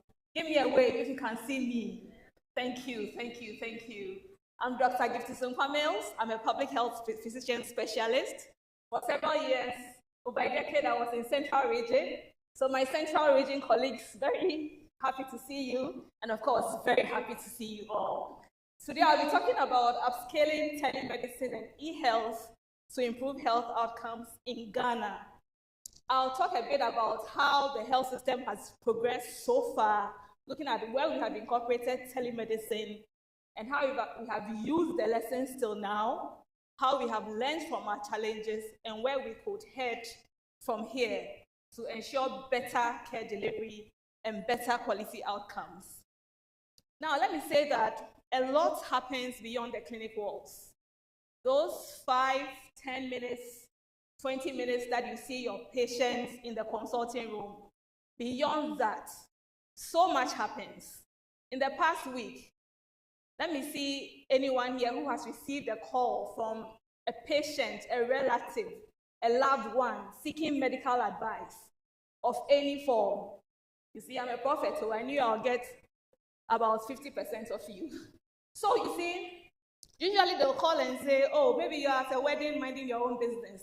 Then they call and say, oh, doc, I don't want to worry you, but as soon as you hear the but, you know you're about to do a full consultation. How many of you have ever had the courage to send a bill after such a consultation? I prophesy there will be nobody. Let me see. Oh, one person. Wow. How did you do it? Are you a lawyer? Because I know the lawyers don't play with that. Before you even have the first meeting, you will know how much you will be paying going forward. But we doctors, we are very generous. But, well, I think that must change. We are doing telemedicine anyway, in so many ways. But are we efficiently incorporating it into the professional dynamics of our work? Now, the thing is that not everybody would have access or the privilege to make that phone call to a doctor. In fact, a recent study showed that over 50% of Ghanaians do not have access to a tertiary facility within 30 minutes of travel. Ideally, if such a person is referred to a specialist, what do they do? How do they manage all of that? And truly, COVID-19 taught us a lot where telemedicine is concerned. COVID-19 has changed the way we do a lot of things. Thankfully, now we have a lot of CPD webinars. Some of us have not stepped in a physical CPD since COVID-19, but somehow we managed to get our credits at the end of the year because we take advantage of all these online webinars. Now, with COVID-19 also, it kind of revolutionized the telemedicine sector. An example is COVID Connect, which pharmacists started with UGMC during the COVID-19 era, where patients could send in their symptoms remotely, the doctors will see, give feedback and all of that. After COVID-19, we thought, what could we do with an app like this? We developed it for non-communicable diseases because we see that now that is the new, can I call it epidemic? But I should use that cautiously. But a lot of population are having issues with NCDs, diabetes, and hypertension. So this app now is being used in a new way to connect patients living with chronic diseases to their doctors. The patients are trained, they can enter their blood pressure, their blood sugar. The doctors will see it in real time. There's a red alert when it's too high, and doctors can call and give feedback, and there are also educational messages in the app. This has been tried in a few facilities, and now it's at the point of scaling. Now, I'm bringing this slide to show us that in so many other industries, in fact, in almost every industry, connectivity has transformed how we do things. How many of you here have Netflix on your phone? So if you are sitting here and you wanted to watch a movie, you could practically watch a movie in this room. A decade or 2 decades back, you would have to go and queue at Orion Cinema. Some of you have heard, you probably know Orion Cinema or some cinema, buy the ticket, sit in an auditorium, then they'll bring some movie. If you're not lucky, you have some scratches, all of that. Then there was the DVD. Then there were all the, in fact, my children don't know what cassettes are. When you show them cassettes, they're like, what is this? But those days, we cherish all those things. Now that has changed. With a click of a button, you're watching your movie. If you were hungry, you can order your food. If you needed to book a flight right here, you can do it from the comfort of your phone. Many industries have been revolutionized. Healthcare, why are we lagging behind? There is so much more we can do with connectivity and data to change how healthcare is rendered in Ghana and across the globe. And this should happen with the efforts of you and I. If you look at universal health coverage and the pace at which we are going, if we continue with the current global trends, according to the World Bank, about 5 billion people will be unable to access healthcare by 2030. That means that the UHC, should I say attention? But there is hope, right? There's still a lot of money required to get there. But then, look at the interesting thing. If you look at this, I hope I'm using the right. So if you look at the red dots above, okay, we studied the trend of child mortality against, GDP per capita in countries over years. Now, in the early 1900s, the red dots up there show that even when more money was invested into healthcare, mortality did not decrease that drastically. Subsequently, in the 2016s ongoing, as more money was invested, mortalities decreased. But it was not about the money. It was about innovation and how things were done differently. So we could have all the money, but if we don't innovate to do things better, we cannot expect better outcomes. That is where we consider telemedicine.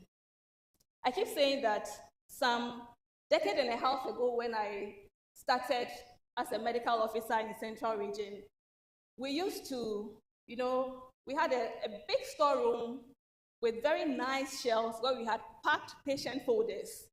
And when a patient comes, it was labeled A to Z, then we go and pick the folder. Sometimes the patients, the next visit, folder nowhere to be found, we make a new one. A room full of folders. Today, thanks to e-health technologies, we don't do that anymore. We also used to carry our claims in Ghana must go back to Central Region.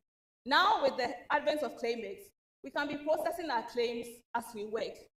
But there's more we can do. Why have some approaches worked, and why have some not worked? When I started working in Central Region, for instance, there was Motec and some very beautiful innovations, which I believe we could have sustained. But who drove these innovations, and what lessons have we learned from them to help us go forward? We are doing our best with our LIMS, our claims management, apps like NCD Care, which I've just talked about. And also, in the past, we've piloted some telemedicine in the Ashanti region and other places.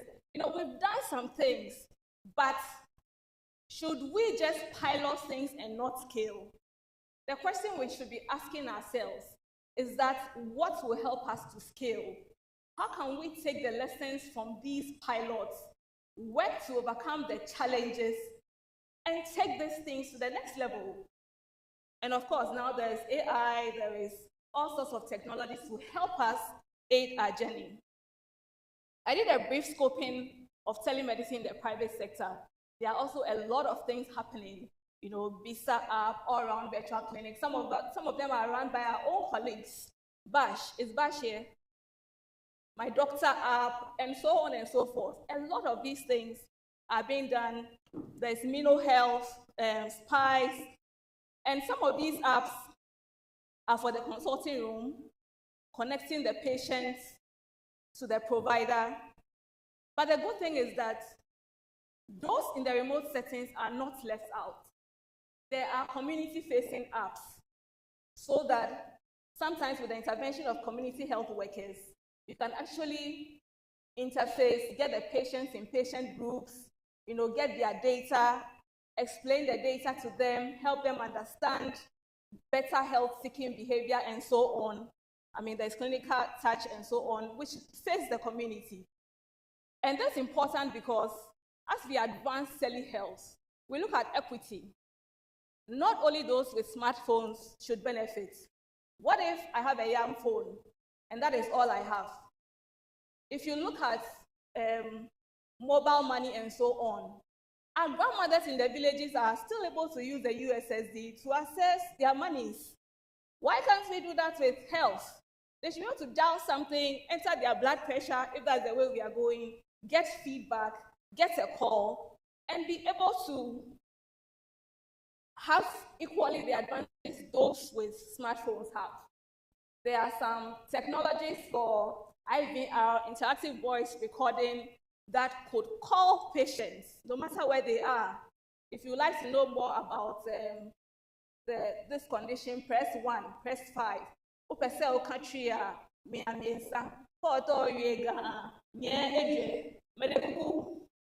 I'm stuck. But we move.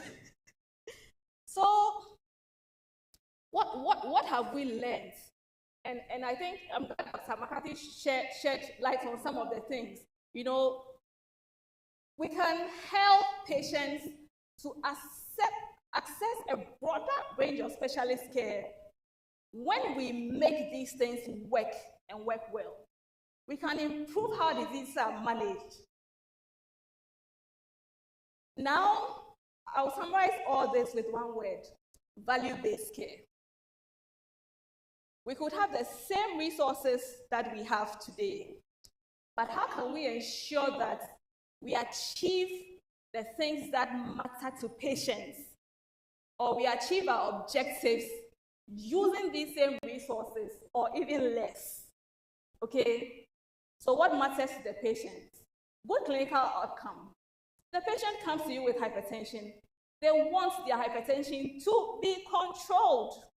Currently, what is our system doing? We pay for volumes of services. I've come to the clinic 7 times. I submit claims for 7 visits. My facility gets paid. Whether my BP is controlled or not, they get their money. How about we give them a target? Of all these patients, we want 70% of them to achieve blood pressure control using our standard treatment guidelines. When you achieve that control, we'll pay you your money. So they begin to focus on clinical outcomes. What else matters to patients? A better experience of care. If I come to their facility, I don't want to come and meet thousands of people so that when my doctor says next, and I go and sit there, clear me, next patient. Sometimes we don't have a choice. The numbness, that is what it compels us to do. But how about we use telemedicine? It's been shown that over 80% of patients who are consulted by telemedicine do not even end up needing to come to the facility. So if they have that access, if you can give them that advice remotely, oh, for your blood pressure, we've been looking at the trends, you've been doing this and this right, can you continue this? Can you stop this? Enter your values 3 times a week, I'll be monitoring. They might not need to come and physically occupy OPD spaces. But whenever we have talked about this, an important question comes up, and I would ask that question anyway. Who is going to pay if they don't come to the facility? And if we have not instituted the payment mechanisms? So it's important to have a comprehensive business model. You know, now when I go to the bank, if you go and open an account, by default, they'll introduce you to the app so that you don't have to come to the bank to withdraw money every day. We can do that. If you visit the facility, by default, we put you on the telemedicine app. You pay subscription. Do you want 6 months or 1 year? You want 1 year. In fact, 20% discount.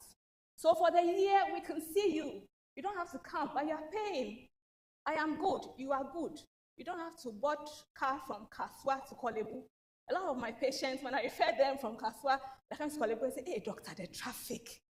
And when they come to Korle Bu, they're not coming to wait. You know, so we can look at value-based care, outcomes that matter to patients at the same cost or even lesser cost.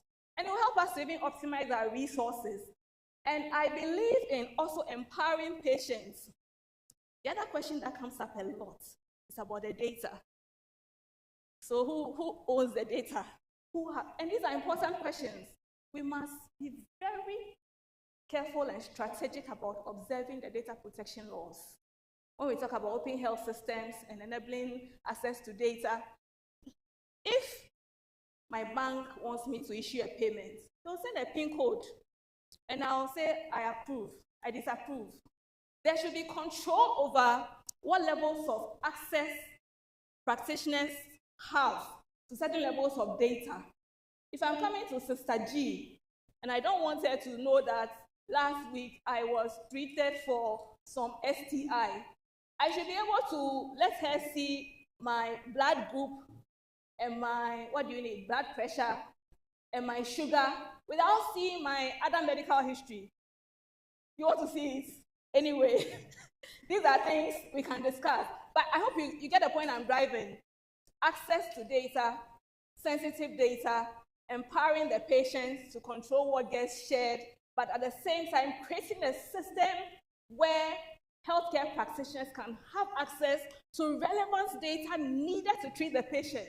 If a patient comes with an accident on the Castle Road, I need to know his blood group before I can transfuse. All these things will save me time if there's a way I can easily access it without any barriers. So value-based care, we should focus on that. Admittedly, there are challenges with every system, and Dr. McCarthy shared some of them in the private sector, which also apply when we are talking about telemedicine. The gaps in infrastructure, the connectivity issues, which brings up the need to partner, whether we are partnering with telcos, tech companies, who can help us to make sure that every patient in every corner of the world has some access to some basic level of services for us to communicate when it comes to healthcare. How can we promote digital literacy? You know, letting patients see the value in some of these interventions. Of course, some patients want to be touched and pressed and examined. It's fine, but we can also educate patients that sometimes there's so much we can do by remote monitoring, keeping in touch in between visits, and helping you have the outcomes you desire. Policy barriers. Thankfully, Dr. Banyu Bala is here, but we need to regulate these spaces.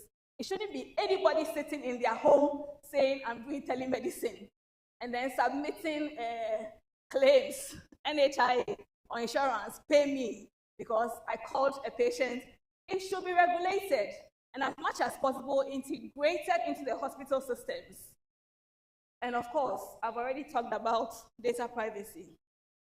So we have learned a lot, through this journey, initiating digital health initiatives, establishing telemedicine platforms. We have learned so much. We have seen the importance of building the capacity of both patients and healthcare providers. Of course, there are all those risks where you train people and they jackpot, expo, and all of that. But to make this work, we have to train and retrain our staff. And as much as possible, we should position telemedicine such that it won't come across as additional work. It's part of the work. If a patient comes, and in this hospital, we do telemedicine as part of care, you already have doctors assigned. When they come to work, if it's from 9 to 5, part of their work is seeing patients remotely. It's not that they have to come and see the OPD and then use their own spare time doing remote work. That's the challenge we've had in some facilities. So these structures should be clear and they should be workable. We need the public-private partnerships. We can't do it all by ourselves. We need the investment in digital infrastructure and we need the regulations. So, the future of telemedicine and e-health in Ghana, we have seen what has been done. A lot depends on you and I to make it work. How can we empower our patients? How can we ensure better care at the same or lower cost? How can we even connect healthcare providers across the ecosystem to spark new solutions, new business models to drive quality care? How can we use advanced technologies, AI, to improve care delivery? We have so much data in our systems. I say it all the time. How are we using this data to improve feedback to patients? You've collected my hypertension data, sir. Can you tell me something that based on my trends, my habits, what are my risk profiles? What are the things I need to do to live longer? If I probably tell you that, if you walk for 5 minutes every 2 hours, you prolong your life by 5 years. Some of you might just get up and start walking and leave me here. But personalized feedback is important. And then integration into national health system. It's a beautiful journey. There is so much to do. With the patient at the center of care, how can we integrate the financial aspects? Payments, how can we integrate provider-generated data, health and wellness data across different spectrums of specialists to give the best possible care, which I would call value-based care, to the patient. So to conclude, there are scalable solutions that telemedicine and e-health offer, we can integrate digital health technologies to give patients better access to care. And the future of healthcare in Ghana lies in smarter, more connected systems that empower both patients and healthcare professionals. Thank you for your attention.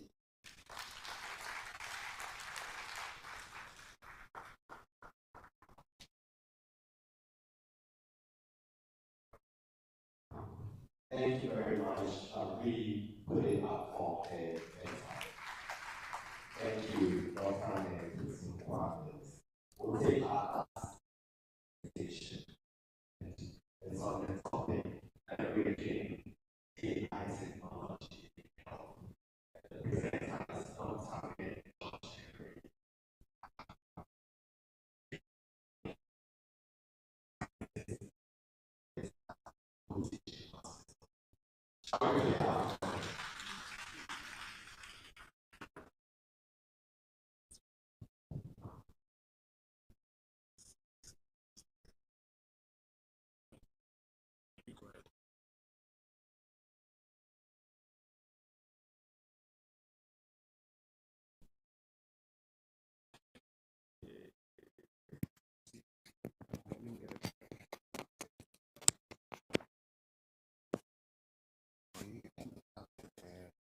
PDF and you get the PowerPoint.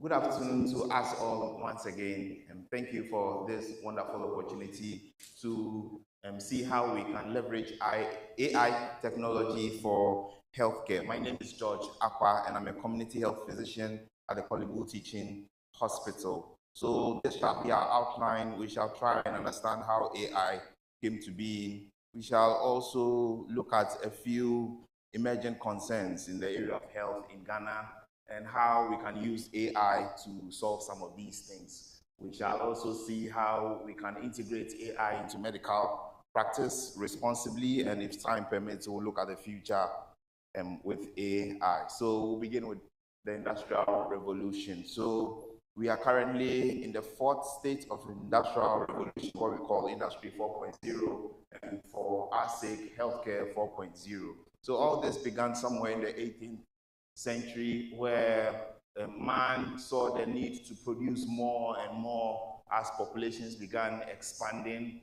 in the America, in UK, Asia, and other much more developed countries. So in those days, things were highly mechanical. Notable achievements or things made there were the steam engine. Then down into the 19th century, electricity came to being and things were produced in mass. Cars were made, the telephone came, the electric bulb, etc. Down into the early 20th century, owing to the need for more communication and engagements in the First and Second World Wars, came the advent of the computer, which has really become a very great innovation of the 20th century, and a lot of things are possible now because of computers. Now, much more recently, in a few decades ago, computers have become more sophisticated.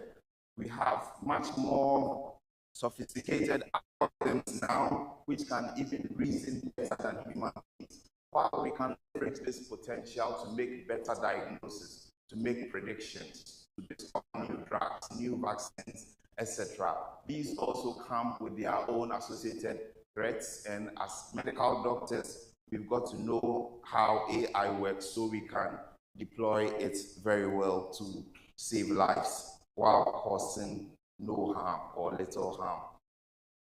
So the fourth industrial revolution is characterized by these three things: big data, Internet of Things, and cyber-physical systems. When we say big data is data that is expensive to collect and maintain, data that whose processing capacity supersedes that of the human brain. So we are looking at data characterized by three things: volume, variety, and velocity. So we have data from numerous sources, and our brains can't simply handle this. We can leverage computational power to observe patterns in these data, to make predictions, to come up with new things for which the human eye may not be able to observe. Also present is the Internet of Things. So as we sit here, there are sensors all over. People have cameras on their pens, people have wearable rings, people have cameras in their hair, speakers everywhere. So the world is globalized and everything is interlinked. That also means we can monitor patients remotely and effectively, more efficiently. We can pick up signs earlier than before. All this is driven by artificial intelligence. So one may ask, what is AI? AI is basically a system of intelligence synthesized mathematically using programmable language to pursue the intent of man. And when we talk of this digitalization, all we mean is a process of making a twin representation of the world on a computer device. Okay, let's take a brief look at some emerging health concerns of the country. So we are all familiar with the no bed syndrome. Virtually no hospital in Ghana has a bed, literally. Brain drain, so our brains are running away for greener pastures, and it really impacts our healthcare system. The rising burden of non-communicable diseases too in our part of the world has now become very obvious. Cases of strokes, cancers, etc. Coupled with this is environmental pollution, galamsey, and its activities damaging land and water, city congestion, and natural activities really affecting the quality of air.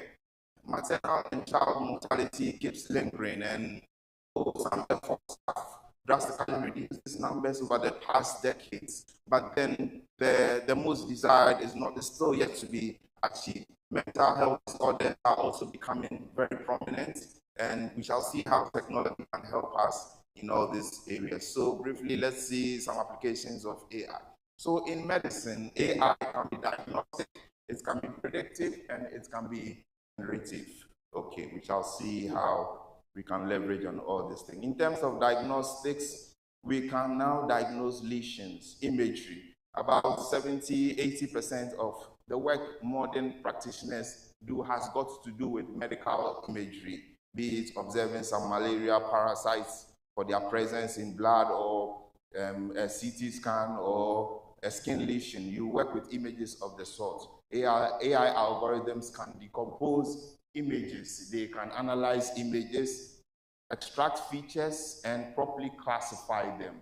So in other words, looking at the fundus or the eardrum of a patient, reading some skin rash configuration to tell whatever it is, some histopathological specimen, some radiological specimen. All these tasks can be done very well by computers. Like my colleague from Focus, Emmanuel Asamoah, said earlier on, they are now deploying some of these softwares to help radiologists in their work there. So medical doctors got to know about AI and how we can use this to decompose images. So all these slides you are seeing here, from pathology to radiology to dermatology, all involve the use of some algorithm of the sort to make meaning from these images, and this can help us with diagnosis. In obstetrics, a wealth of information can be obtained, and various AI processes can help with this. We shall see this as we go down. Now let's look at predictive analytics, so we can make predictions with artificial intelligence. So AI algorithms can predict virtually anything: strokes, cancers, blood cultures, myocardial infarction. All we need is data, large data sets. Then we can deduce patterns from it, build rigorous models which can statistically predict future events. So a hospital like Hollywood Teaching Hospital, Rage Hospital, all our big hospitals have too much data to order blood cultures. We just need to build competent algorithms which can equally make some of these predictions. These offers us a window of opportunity for early detection and intervention. In other words, if we efficiently and effectively harness the data from our medical record systems, then we can be able to deploy these algorithms so that when the patient comes before you, we can leverage on the past to tell what he or she has, as opposed to ordering maybe a blood culture, which will take some 5 days, which will also increase antimicrobial resistance in any case and can actually contribute to the demise of the patient. But if we have a well-built model there, we could just tell you whether we are dealing with Staph or E. coli or whatever, based on the predictor variables available and the data sets we've used to train these models. So let's just zoom in briefly on the smartwatch. I can tell most of us in this auditorium here are done in the smartwatch. It claims to be able to monitor BP, sugar, temperature, oxygen, do a lot of wonderful things. Some people are skeptical about it, but there are rigorous scientific truths underlining its mode of operation, and we shall just see a few. So let's just consider this scientific entity known as plethysmography. So basically what it is that we just shine light across a blood vessel, light maybe in the infrared spectrum of the electromagnetic spectrum. Depending on the difference between the amount of light transmitted and what is absorbed or reflected back, we can estimate the volume of blood flowing across the blood vessel if we have an idea of the diameter or caliber of the vessel, and we can extract other intermediary matrices to include things like pulse transit time. Pulse transit time has been proven to be inversely proportional to blood pressure, and for which reason, with a simple machine learning algorithm like this XY axis we see up over here, we can readily be able to deduce one's blood pressure as an outcome variable on the y-axis if we know the pulse transit time on the x-axis. Okay. We can also measure hemoglobin. The same light disperses ion into various heme components through various fractionation mechanisms. You can tell methemoglobin, oxyhemoglobin, glycated hemoglobin, etc. And we can estimate blood sugar and things in that manner. So it can be very helpful in non-communicable disease management, diabetes, hypertension, reducing maternal mortality. The major causes or drivers of maternal mortality we all know are hemorrhage, sepsis, and hypertensive disorders. All these three can be effectively and efficiently managed with the smartwatch. So if you are looking at curbing these diseases in this day and age, we should be thinking along those lines. Digital management of diabetes, from continuous sugar monitoring to now we have electronic pancreas, which can be worn externally, which can use all these AI matrices to deliver the precise amount of insulin we want for a patient and manage the disease in that order. Now, brain-computer interfaces, which are now the talk of the day, brain chips and stent rods and all that, these devices are implanted in the brain. They are able to communicate directly with brain parenchyma, read the pattern of firing of the neurons, and predict what the patient wants to do. So what we are saying is that someone has a stroke and we have some brain chip of the sort. We can tell if he wants to lift the leg or the arm. If you have some exoskeleton connected around the legs, then it means we are done with the stroke. The patient can now walk. So we also have digital retina, cochlear, and all that. All these devices work with artificial intelligence. They just read and calibrate impulses as to what they'll be doing in the brain and mathematically modulate these things. So we use data everywhere in the emergency, in the ICU, like you can see in the picture over here, all kinds of tubes and lines and information being gathered. To the human eye, these are just scattered points. These are plenty points. But you can deploy an algorithm like what we call clustering over here. Through a series of iterations, we can end up with various groupings from these data sets, and this can give us insights into the information. We can leverage on decision trees, which we have commonly on our wards, HIV, TB, heart failure management, all make use of decision trees. These algorithms all work in artificial intelligence to help us with our cameras, and drones are of great use in this day and age for monitoring environmental hazards like this pollution from Galamsey, road traffic accident and pollution, and all leverage on the computational power of algorithms to be able to make meaning from images. So what we are saying is that if cars are moving, we can predict the likelihood of a collision, we can predict driver behavior. This can all be useful in road traffic accident control. Also, air quality monitoring. Some of these drones have various monitors they can use to monitor this information. And because of the presence of the Internet of Things, we can have information from various parts of the world, and new patterns can be created, and these can all feed into policy making. Lastly, the generative aspect of AI makes it possible for us to come up with new things. So for instance, for any given data, we can sort it and find out new patterns which the human eye cannot see. We can use it to leverage this to efficiently create new drugs and vaccines and products. Clinical decision making, we all do with our ChatGPTs over here and there. There's quite a complex science behind this algorithm over here, what we call the transformer. But for the sake of time, we shall not go into the scientific basis of these things. But it's good to know that AI can make meaning from sentences, statements, speech. So your clinical notes, it can listen to your notes and give you a diagnosis. It can give you differentials. It can advise you and all that through these methods. Some dangers of AI use. So there can be cloning of voices and images, hallucinations.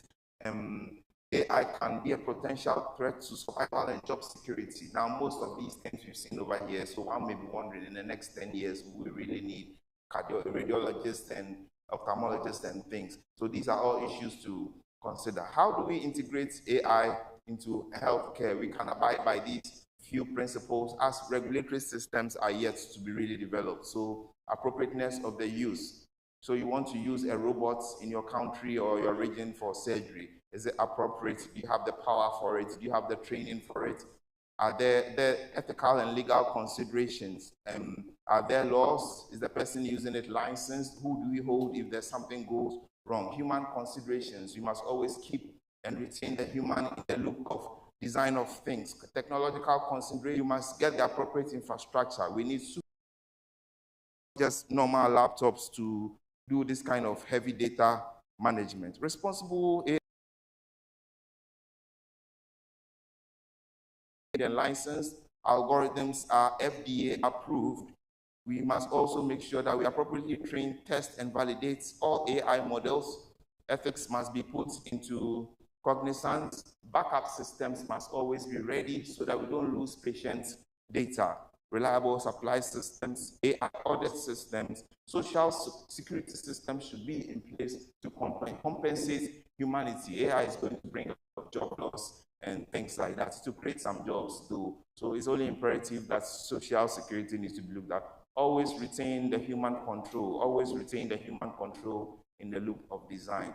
So in the future, we are looking at getting into a state of superhuman intelligence, transhumanism, singularity. For the sake of time, I'll not really want to define that, but it's postulated that some few decades from now, machines will clear us from the surface of the earth. Okay, so recommendations. AI regulatory authorities are needed for the country, the health ministry and its agencies. There's a need to train and license healthcare practitioners at all levels for AI practice. There's a need for nations to procure technological infrastructure. What we see down here to our left are supercomputers. These are giant computers. One of them could be as big as this whole auditorium. Those are the kind of computers we need to work with this kind of data. We need telemedicine centers. So the Ghana Medical Association could have a telemedicine command center which could offer remote care to virtually the whole country. Smart kiosks and all this are all needed to leverage on technology. Political will and commitment is needed. And lastly, every doctor owes it a personal responsibility upon himself or herself to be digitally literate. Okay, so with this, I'll end with a little quote over here, that if a doctor would like a computer to make for him a diagnosis or to dispense for him some form of treatment, then it is imperative that he knows how the computer thinks. Thank you all. Thank you very much. And don't have any how we play for.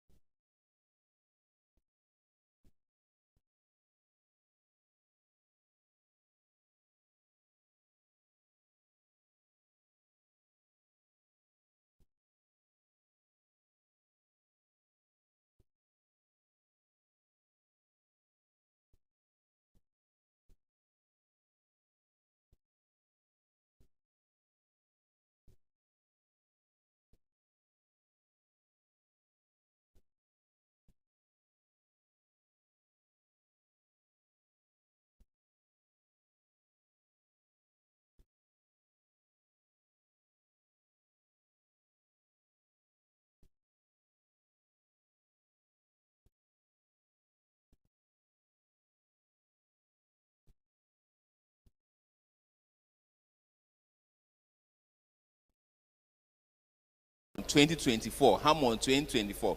So please watch your step. The tiles are a bit slippery, especially at the back. I've been told that we've had a couple of casualties, but don't worry, we have competent orthopedic surgeons in the house. So just holla, telemedicine, send the fee. We will charge you, colleagues or no colleagues, we will charge you.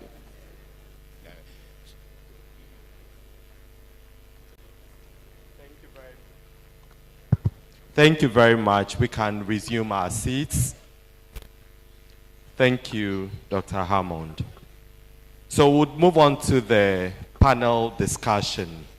And to help us moderate the panel discussion, we'll have Dr. Mary Amwaku Coleman. Dr. Mary Amwaku Coleman is a senior research fellow with Noguchi. She's the current president of the Medical Women Association of Ghana. Shall we put it up for her?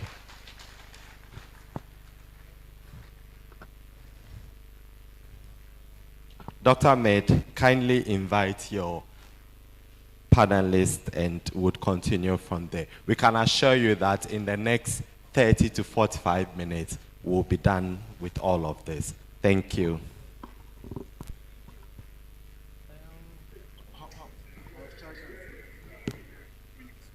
Very much, Dr.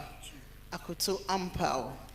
I think that we all agree that time is fast spent, and we want to get back to our scheduled time of finishing this session by 1:50. So we will quickly invite our distinguished speakers to join us upstage. I'll call on our registrar, Dr. Banyu Bala, and then Dr. McCarthy, Dr. Sunkwa Mills, and Dr. Aqua. I was also admiring the Aqua guidelines.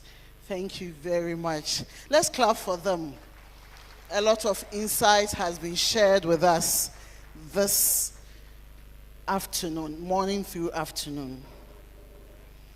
So I'll join them and make this a bit snappy. I have one question each for them, and then I would give it back to you, the audience, to ask them questions. Would that be a fair game? All right, so I'll start with my registrar. So you've talked to us about professionalism. There are so many questions that I want to ask. I want to believe that this will be the best representation of those questions.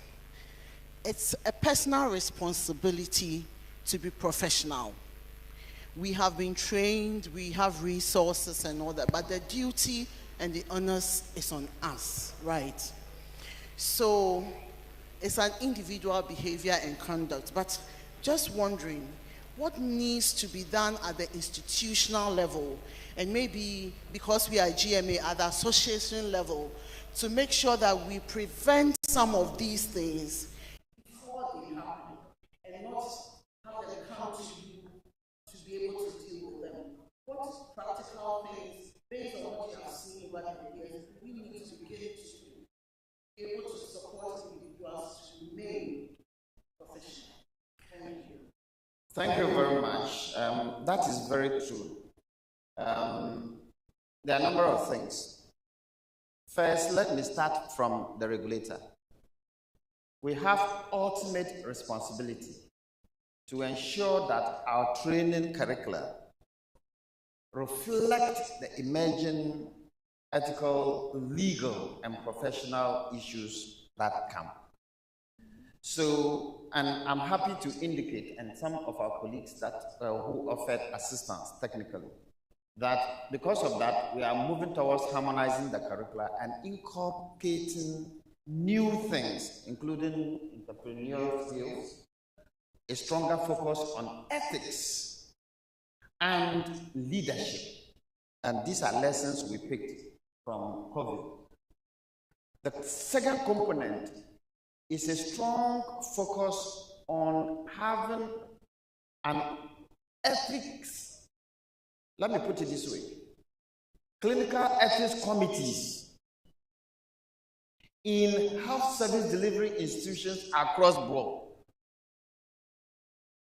We need that to be able to provide guidance, because sometimes colleagues are really in a fix. And when COVID happened, some of us were not sleeping. People need to be able to make a decision and be sure that that decision is well-founded, ethically, legally, and it will give them the professional solace. Sometimes they want to take out the guilt that I have one ventilator, there are 5 people who need it. If all shall die, whom shall I save and why? And yet we don't have that protection in terms of the institutional governance advisory arrangement. And that is why I elected to create the medical legal department when I was first offered the opportunity at the Ghana Health Service, where I think that they sit and look across. And there was a proposal for even at the national level to have a national bioethics commission authority, things like that, where including your institution, institutional review boards, Ghana Health Service ethics committees, and all of those things, there will be a governance framework that will then oversee the activities of all of these other committees, and it will also impact on research. So then, professionally, you see, our shared value is guiding the profession, protecting the public. We also have ultimate responsibility to provide the current guidance, and we do so by working with the professional association. So if you look at BMA, AMA, they have strong ethical committees and focus. And so we invite a lot of senior colleagues to then input. And at their AGMs, there's usually a relook at some of their own ethical guidance. And as a regulator, we will take what you have and use it to regulate you. Unfortunately, that is not the luxury we have. Our hope and the professional leadership, including yourself, has been fantastic. With my experience as a regulator, we work together to then develop the guidance so that we all can collectively then implement it. So I think that these are the brief areas that I think we can lay emphasis on to improve upon the ethics awareness and the support police would need to be able to make the decisions that they have to make. They don't have the luxury. They must make a decision, and we need to support them. Thank you. Very much. And I think that when these tools, these avenues are made available, we should learn to use them. When you are at that course, use it. And we guys, before you know it, you are on the other side. Thank you very much, Registrar. To Dr. McCarthy. So you've given us a lot, and I'm saying that we need to bring you back to give us a whole CPD on this, because that's the way to go. The small private practice will not take us far. But I want to ask, what is the role of trust in this?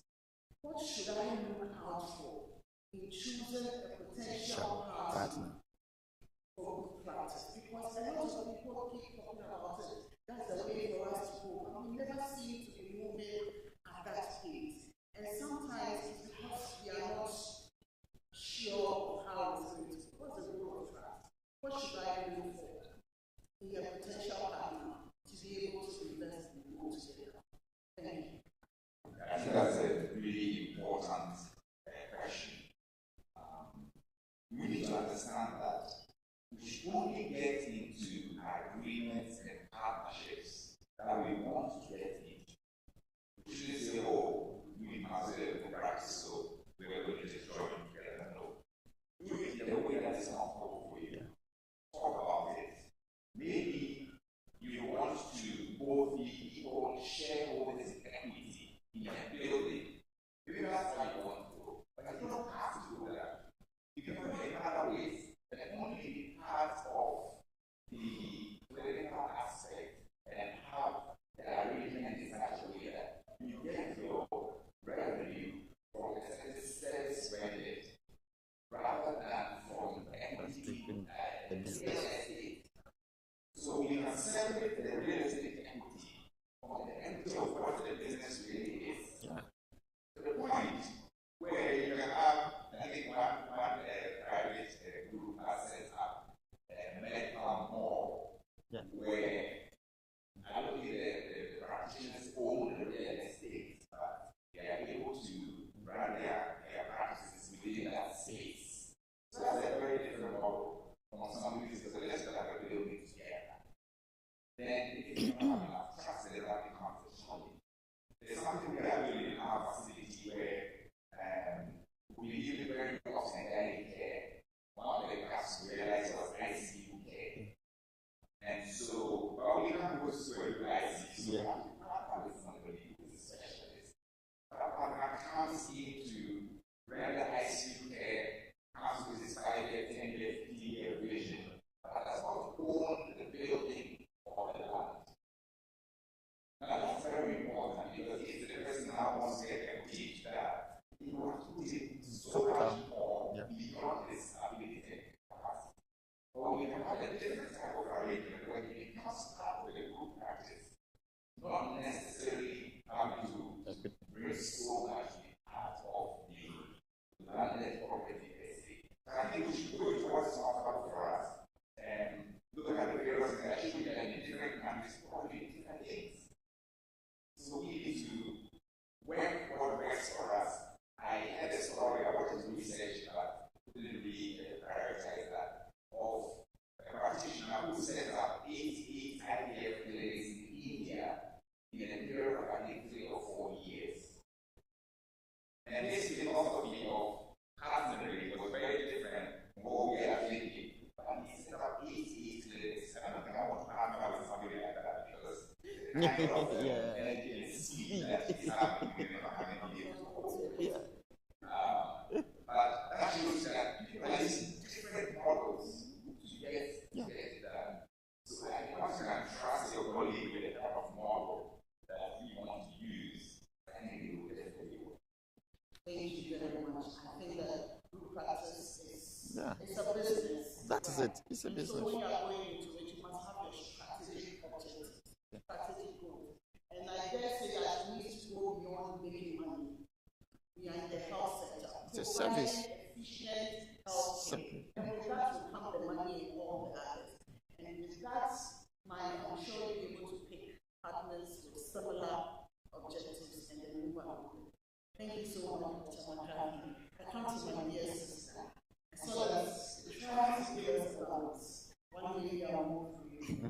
Thank you very much. There are two ladies among 3 men. Thank you so much for sharing with us. And again, I have so many questions. As for say, I'll settle on one about the finance. The average Ghanaian knows that health insurance and that's it. So this technology that you're talking about, you want people, the average Ghanaian to buy into it. We need to show that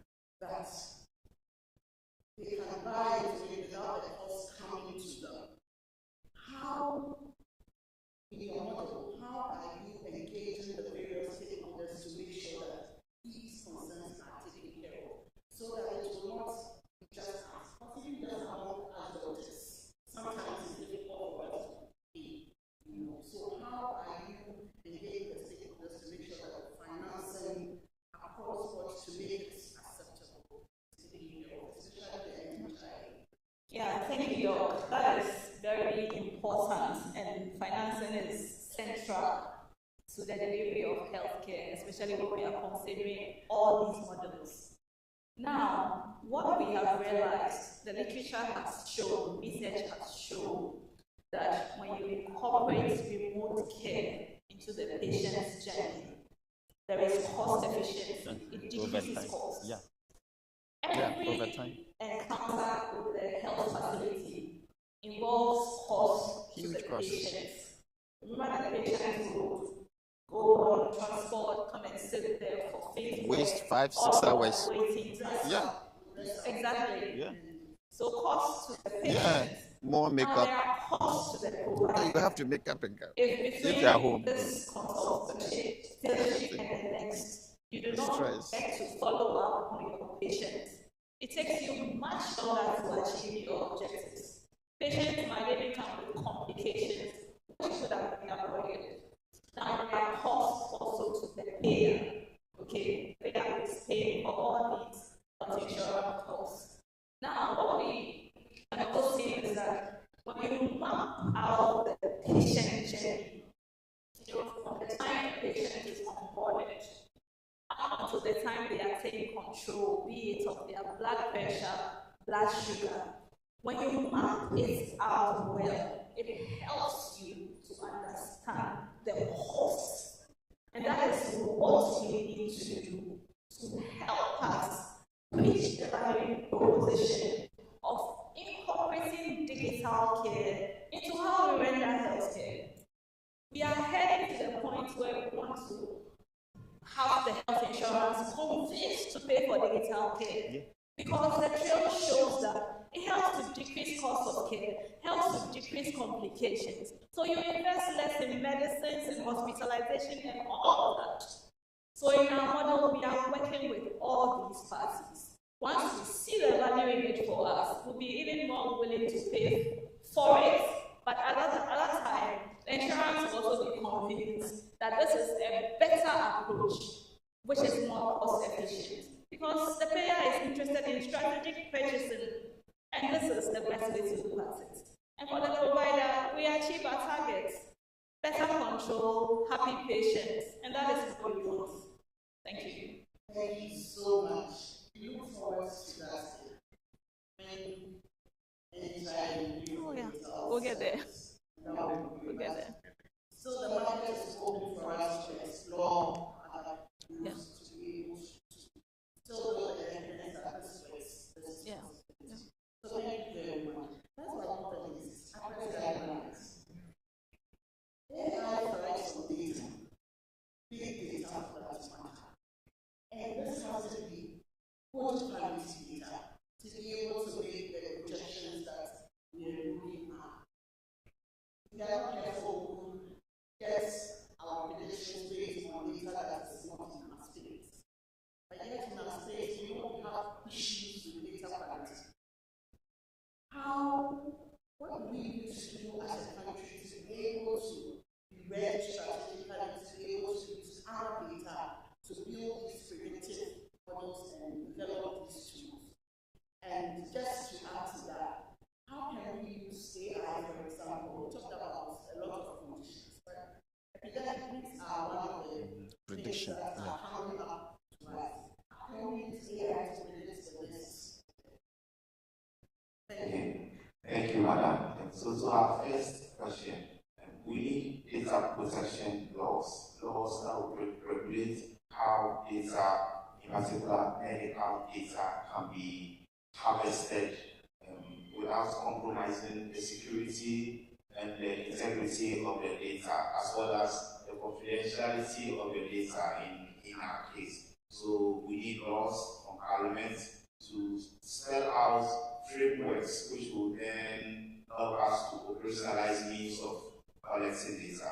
I must say that our current softwares, most of the softwares we use, the information systems, the links, the PIMs we use in the hospital, have gotten a lot of data, but these data are largely unstructured.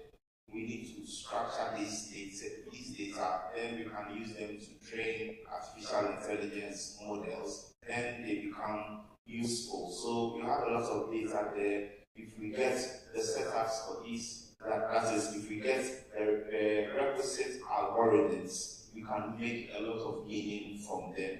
As I was saying, before we do that, we have to define a framework so that people's information doesn't get spilled about, so that we get people with the right training to deploy these models. Because AI cannot work on its own. You need a human being to build the model. And the accuracy with which the model will function lies to a large extent on the one training the model as well. If the person himself doesn't understand the nitty-gritties of what goes into it and the data, then that can lead to biases. And in our case, that can bring about fatalities and casualties. So we need regulation, but then we have data. What we need is regulation and infrastructure of algorithms. Then, to our second question about predicting epidemics, yes, we have a lot of wonderful algorithms out there that are doing very well. In the COVID time, a couple of them could predict COVID outbreaks. These algorithms are not difficult to set up. Simple linear regression, logistic regression algorithms, naive classifiers, clustering algorithms, and all that are not too difficult to implement. You just need a little coding skills, a bit of, I'll say, maybe advanced statistical knowledge, and then we are good to go. We can really set these things up in our hospitals, in the ministry, in the directorates. Basically, we need to analyze the relationship between variables. What is causing what factors are associated with the outbreak? And we look at the predictors, and then we look at the outcome, and then we build a model to make it. They are not difficult to do at all. So we just need a little bit of push from the political will, from the political side, and then also a bit of commitment from our side as practitioners, and we can really set up these models wherever we are. Thank you very much. A lot depends on us. We generate the data, right? Whether the nations or public health, we generate the data, and the quality of the data we generate is very important. Thank you. We will now take questions from the floor. Please let somebody to help us with the mic to go on. And use this one. Please tell us. You can keep this one so that you can. Please keep it straight to the point. Straight to the point. Thank you. We take about 4 questions, and after that we come back based on the time that we have.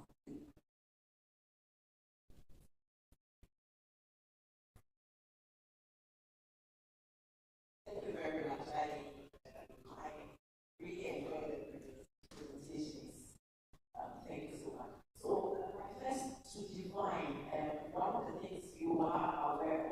issue with impaired physicians, which is really affecting the profession. Even when measures have been put in place, some of the clinicians actually don't approve.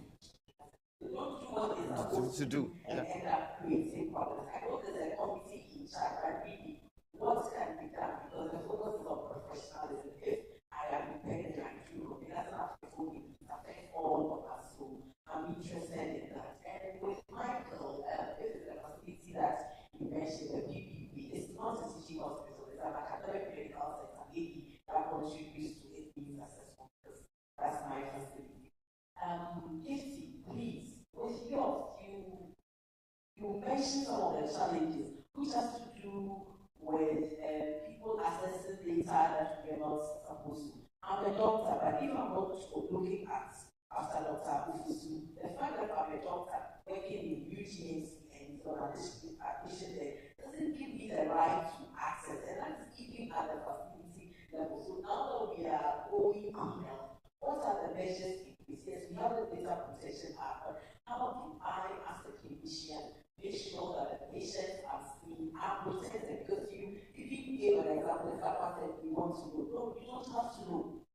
You only know what you need to know. And finally, George, you had a line on ethics and legal issues, but you didn't touch about it. That's my speed.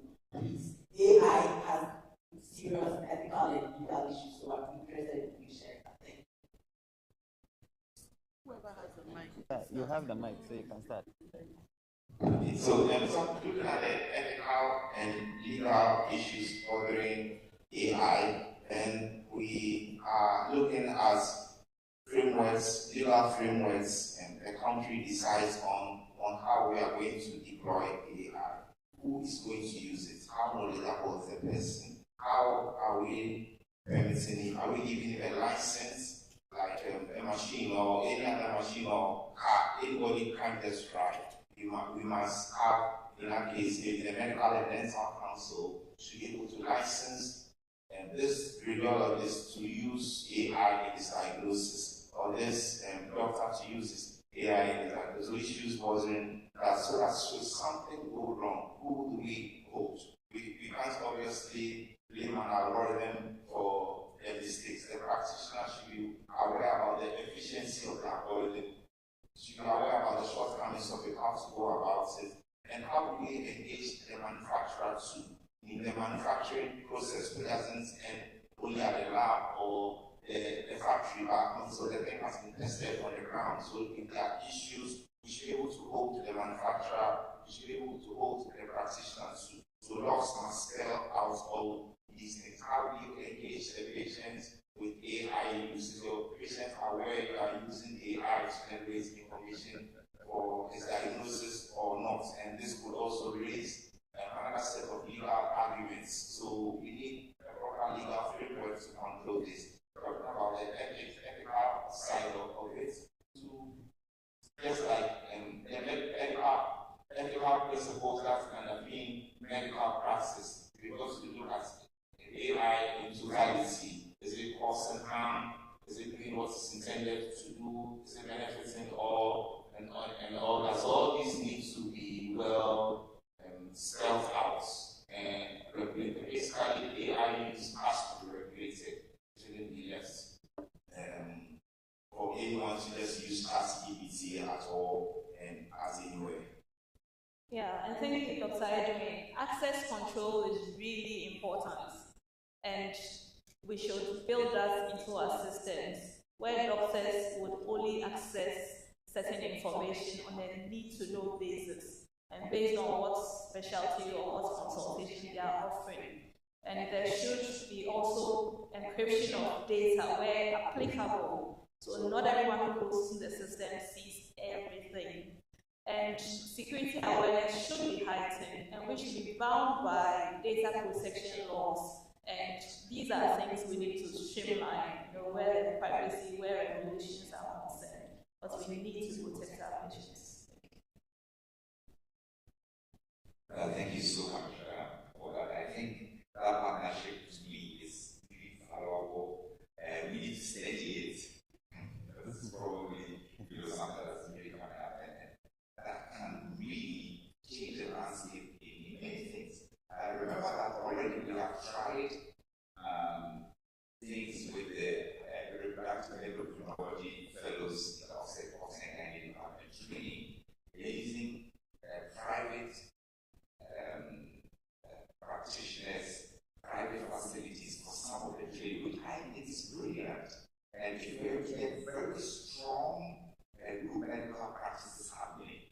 be able to scale up the skills and other things that we have.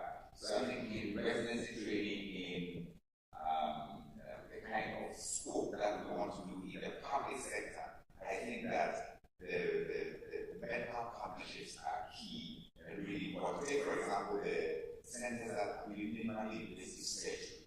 It's something that is now coming up. When I was doing residency many years ago in another country, the residents were already learning minimally invasive surgery from the beginning. And the class was like, oh, we finished and we learned it. You know, it was now it's catching up. So now we need to scale up on these things, and they will be done in the joint medical practices. And we can then use those to quickly train the younger ones who are coming up. And within a short period of time, we have fixed that expertise that can really lead some of the steps that we need to go, and we'll still get that kind of quality in our residency. So it's not just about, oh, let's get together and give some money. No, it's beyond that. It's going to training, it's going to the public sector, it's going to all these areas. And I think that the process are huge.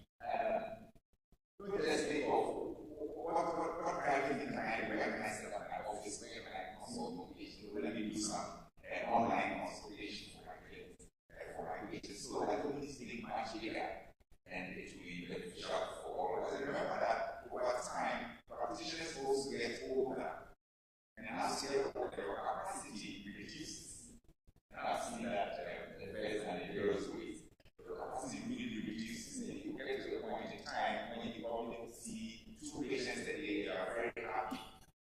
But you forget that that's not what's going to stay in you. So if it's in a good medical practice, then all those things can be covered. Thank you very much. I think the slide that I put up, one of the core areas was fitness to practice. I didn't just want to overdwell on it. And I'm happy to indicate that we are the only public sector agency that has a fitness to practice policy. And only last year, our other colleagues, the National Midwifery Council, came to learn, and then we gave them our copy. And that is because of our recognition of the value of giving support to a highly qualified, skilled workforce that is not immune from the day-to-day frailties of humanity. And the committee we have is a statutory committee whose focus is rehabilitative. What I need to indicate is that in 80% of the cases, when there is early identification and support, they come back to function. Most of them to full function, others into functioning in reduced capacities. What we have started doing lately is to engage effectively the basic and postgraduate training institutions to be much more aware and to ensure, and I'm sure you are playing a critical role, to have pastoral and counseling services so that we can pick up early signs and then we can then be prepared to receive them by the time that they are finishing and support them. Second, the employers are doing a great deal of job. Child Ghana Health Service, the teaching hospitals, they are much more aware and we support. But ultimately, and it's not because I am at a GMA conference, the current leadership of the Ghana Medical Association, in the last 4 years, they have been much more aware and supportive. And we have cooperated and collaborated with the GIM to rescue a number of colleagues. And I'm happy to indicate that in a vast majority of cases, some of them have come to full functioning. The Vice President is here. And I want to mention his singular intervention. Council, sometimes when we identify it, we try to do something, but we don't have ultimate responsibility for funding the full rehabilitative support. But the association has been willing to support. And in a lot of the cases that they have intervened, we have seen positive results. One of the cases that you saw sucking the breast, It turned out one of them was a fitness to practice issue. And indeed, it has serious impact. Second point is that apart from the psychiatric conditions that we are seeing, large majority are schizophrenia and then personality disorders. Okay, personality disorders, schizophrenia, and then we have bipolar and then a few other things. But we are getting a huge number of colleagues being dependent upon drugs, cannabis and petidine. A few of them are on heroin and other things, but a large majority are on petidine. So senior colleagues and supervisors, when you find colleagues running into debt and then borrowing money from here, it may be early indication that the person is dependent on such substances. And please be willing to come forward, because as regulators, we can use our regulatory power to be able to intervene and see whether we can get them. Unfortunately, those who don't take the treatment, we suspend your license and they get worse, and then ultimately they get too far off and they can't come back to practice. So that is the current situation. And I want to thank the GMA for being proactive and working closely with us, Ghana Health Service and CHAG in particular, and the teaching hospital. We are grateful for that. Thank you. We'll take the next one. Thank you. I want to ask a question, a follow-up question on the question asked on data. Maybe our registrar will find out. And many policies depend on data, and we need data from the service user, the practitioner, or the regulator. And some of the concerns, my observation is that we should take the questions before we answer. There is a survey or a questionnaire that has been put on a page which involves health responses. Sometimes it's difficult to get people to respond, to get the people that you need to make adequate analysis. I was trying to find out if it is possible that in instances where we need to gather information that will help us make policies, can we do something that will motivate the practitioner to respond to such questionnaires? Say maybe if you answer the questionnaire, you are going to get some CPD points, or if you encourage your patient to respond to the questionnaire, the person will use your name and will come into your account. And my other question is that, in that way, is it ethical to do that? Thank you. Thank you. Can we have the next question? Yes. There was a hand behind. Thanks for the opportunity. I was struck by the comments you made about businesses that guys with the founder. The last number of years bonus. And so we were experienced, and I know that probably you know what you're talking about because of your background. How in a few minutes should we carry out these new setup that happen because how do we ensure they do that of this business? Exactly. Even when they want to be managers, they could come and manage the place without being doctors. Yeah, can you imagine?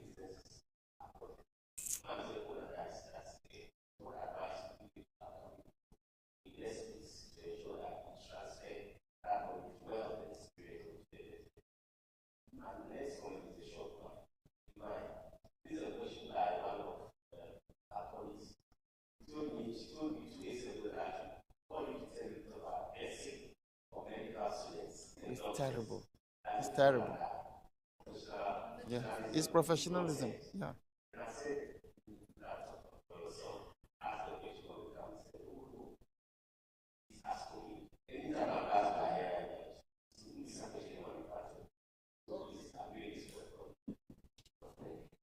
Okay. Two more. There was a hand. I have a question on the data. I don't know whether you have had opportunity to look at the data that is in LIMS. My experience is that we are going to be in a period of a dark age for a big, that was your question. No, I know. I don't want to venture into it. I just want to. And they just, because they have to diagnose before they go ahead, they put the process they can see. Yeah. And that's why I was talking about data quality issues and completeness. It's serious. When you go for data from that place, realize that our manual folders with all the difficulties perhaps we're better. So if you are going to use data from LIMS for the past 3 years or 5 years to model anything, it's going to be garbage in, garbage out. I don't know what other colleagues have to say about this, but that is a general concern that people have, that the data going in there is bad. So how are we positioning ourselves to be able to use that data to do any prediction? Well, that he's the main man. And then my other concern is that we have a situation where the systems don't talk to each other. All our private facilities don't access to be able to refer or send information on the links. Because only the government facilities, all the private facilities, their own form of electronic medical records. Is there going to be a period of interoperability issues? We have a situation where there's a national body that sets standards, and anybody can That's it. That's it. A medical record system, electronic medical record system, once you meet that standard, so that systems can communicate. If not, we are leaving out the entire private sector, whilst we are going with the public sector. Thank you. Thank you very much. I think we'll answer the questions. Let them just finish. Yes, sir. And then we'll come back. I will let respected speakers answer, but DJ, I know you are here and yes. put you on the spot when they are done. If you like to make a comment about the data quality issues that are coming up. Thank you very much. Thank you very much. I think the first question was about what constitutes due and undue incentive for research purposes. So when the incentives become undue, they are unethical. We can have further conversations, but you will not get credit point from MDC. If I am doing my research as a regulator and I want to incentivize the process, and I feel that to encourage practitioners to respond, I say if you do this and that, that is fine. But if you are doing your own research, it's inbuilt in your research framework, is supposed to get through ethical approval. And those matters are for consideration for that particular ethics committee, whether it is at the level of institution, in which case it will be institutional review board, or it's at the level of the service provider like Ghana Health Service, in which case it will be at the directorate for the health research ethics committee of the service, or a teaching hospital, their ethics committee and things like that. So I think that is sorted. In respect of dressing, remember that in 2018 we issued as a professional regulator guidance on appropriate professional apparel. It generated some uproar, some excitement on the social media, especially the Greater Accra GM platform. And we had to come back to clarify. And it is ultimately clear that, and that is our position as professionals, whilst you remain within the care environment, you have to be in the appropriate professional apparel. What does that mean? That means that if I'm the medical superintendent or CEO of Kolebu Teaching Hospital, I decide that to ensure patient safety and things like that, ease of recognition of who is given, because it's a patient rights issue, which is a statutory right, okay, that you need to know who your caregiver is. And we have proliferation of doctor within the healthcare space. Until somebody collapses, then they know the true doctor. So you decide that, look, for us, if you walk in, whether it doesn't matter how short your sleeves are or long they are, you must wear this scrap. Medical and dental practitioners may be blue, this one's orange, these nurses that. other allied, whatever, that. So once you remain there and with your identification tag and we had a whole policy on ID and practitioner stamp, which we have not been really able to enforce. So it's clear that at the heart of professionalism is the professional appearance and approach. They are critical. And medical students, a lot of the training institutions are worrying, but you have responsibility to determine what your trainees must wear and not wear. Then you pass the bar and then you run to the regulator. And you are asking. So the point is, we take those matters seriously. And I refer to people, it's just not scientifically possible to define that you cannot come with a certain hairstyle or things like that. But you have to look at the care environment and whether having a flying tie when you are operating somebody, that makes conducive to common sense. So we are very strong about that, and we insist that all freshly qualified doctors, we give them lab coats, we give them name tags to set them on the path of appearing professional at all times. My last small point is, if somebody comes and say, I'm looking for the doctor, comes to ask you, I'm looking for Dr. Coleman, you have to rush to the nearest mirror and look at yourself. That speaks to whether or not the person thinks you appear professional enough to be that person. So professional appearance is an important part. And the last time I was having an engagement with our dental society, I think the president is here, about patient satisfaction, consumer satisfaction and patient satisfaction studies. One of the key determinants is professional appearance. So please let us take that, whether in private or public practice, to be aware of how our patients, it even provides them with the comfort and confidence to be able to approach you. Thank you very much. Thank you for that answer. Yes, succession will be very difficult. Succession is very, very difficult. But we need to first understand how we want to see it. If you want to see that you are translating your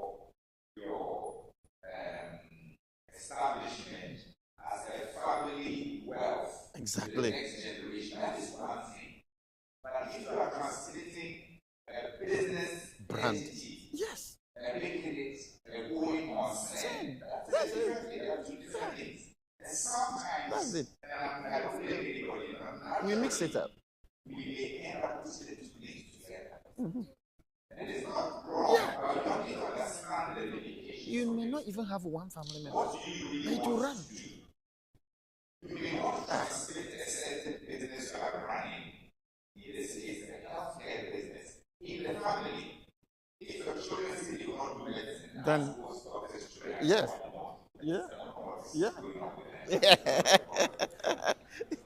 they're not like us. Yeah, the pocket is not nice. The pocket is not nice. AI brings in more money. And it's not challenging because then it's like the whole family. It's gone. Someone told me that in India, they have a degree, a university degree in succession planning. I don't know how true that is. I probably will research it. Succession planning is extremely difficult when it comes in the family side and when it comes to the business side. And there's nothing wrong with hiring a consultant. There's nothing wrong with paying money for people to come and say, okay, this is what you need to do this early. You don't do this on the eve of your retirement. You do this 20 years before your retirement. Yeah. Probably when you are just about succeeding in your business, start thinking about what is succession, what is the next thing. You may notice that you are going to just run this business for another 20 years after that you end it. So that you know how to run, you know how to hire, you know how to build, you know how to set up. And so when your 20-year plan is over, maybe you emigrate to some nice place and just go and relax. Or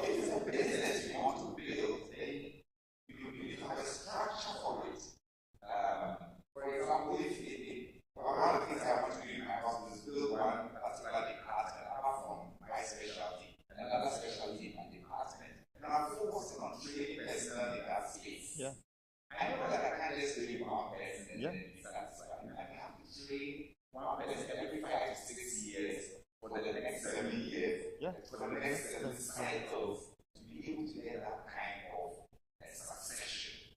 But that has to be planned. So you can actually hire people to do the planning for you. Yeah. If you are an excellent surgeon and an excellent psychiatrist, or you have a very good business plan, but there are people who are there for that. So I think we should hire people and do some of these things. People are there who know what to do. And it's possible. So it's a very difficult space, Prof. York. Very difficult space. And maybe the first offer is separate family from business. They can exist as two arms together, but we understand the separation between the two. They are not the same things. And you can work on the family side, and then you can work on the business side. And sometimes they converge very nicely. If you look at the business like Melbourne, Melbourne started It's all over the place. See, the children have taken over. I think 3 or 4 years ago, they launched the next generation or something, a new logo and all that, which was internet AI, sport, location logo and that kind of thing. And we transitioned to the next space, and I'm sure there was a lot of consultation, a lot of planning. It didn't just happen that the son did the same psychiatry as you, and you're all going to come up with Thank you. To touch briefly on the issue of linked data, as doctors, we are uniquely positioned to offer useful feedback and insights into how our data is generated It's bad though. That data thing. Fortunately, I think we have annual reviews, half-year reviews. Sometimes I realize that doctors don't take too much interest in the data which is shared at these programs. And I think that we should take on a more proactive approach and offer feedback that this is not working. The way these programs are positioned to pick particular diagnosis, to fill some criteria, all of that, we should let our voices be heard. Because 3 years and ongoing, AI, what you put in is what comes out, same with the data. Garbage. So Garbage in, garbage out. we should be the ones to reform the system and how data is captured. Thank you, Madam. And so, the issue with data is that the practitioners or the doctors ourselves, we don't know enough data science. And the reason being that the LIMS and the DIMS were co-created by doctors and IT personnel. It's not like the IT personnel on their own design the system, but they did it with us. So if at that point we had enough knowledge on data science, we would have directed them as to how to structure the data so that we can be able to GDG has to comment. Information from it. But having said that, Exactly. They're going to bring people the we can still make meaning from it. So all we need to do is to have data units. In the algorithm design pathway, there are 7 major steps. So we begin with something called data pre-processing. We organize the relevant information we need, and we do feature selection, feature engineering to further define what we want, and we set the algorithm up, we create tests, they validate it, and then we get to a stage where we do data visualization, where we make the data presentable in a form that we need. We can sit down and go back 10, 20, 30, how many years, retrieve all the information we have, study the current structure, and evolve algorithms to make meaning from them. And in fact, the larger the data sets we have, then all these errors and biases tend to cancel out. So at the end of the day, we can still make meaning from the existing LIMS and DIMS that we have now. We just have to put in the appropriate measures. But perhaps the most paramount or the key thing to be done is that the doctors have to learn data science. Medical doctors, as medical doctors, must learn data science. I happened to read a course on data science and machine learning at the MIT 2 years ago, and it will interest you to know that in a class of over 400, I was the only medical doctor. there were people from various backgrounds. We had agriculture people, we had finance, we had engineers, we had pastors, soldiers, we had everyone was well represented apart from medical doctors, which is not too good a thing. So it's high time that we also start creeping into that space. We need to go and learn some computer skills and then come and innovate to improve processes here. I think to your second question, Mr. Bayu, you also were trying to explore if it would be possible for data repositories to be linked up in the future. That's very possible with the aid of the Internet of Things now. Basically, with big data, we need sophisticated infrastructure. This is not a hospital has a laptop or a desktop or an IT department. No. Some of the data centers could be like the whole of this university. Google's data center perhaps could be about half of the whole township. So we are looking at giant repositories if you want to really create efficient models, and that requires infrastructure. It requires a lot of capital investments to do that. When we've gotten this, then we can be able to effectively do all these other things. We can leverage on cloud space, but there are limitations to that as well. It will be more prudent for us to create our own clouds. When we talk of big data, we are looking at about 0.5 zettabytes of data being churned out daily. And at this rate, okay, I think I have to hand over for... It's getting very exciting. I wanted us to take a point from Dr. Akoto, then we come back to Okay. Yeah, thank you very much. You just drew me out.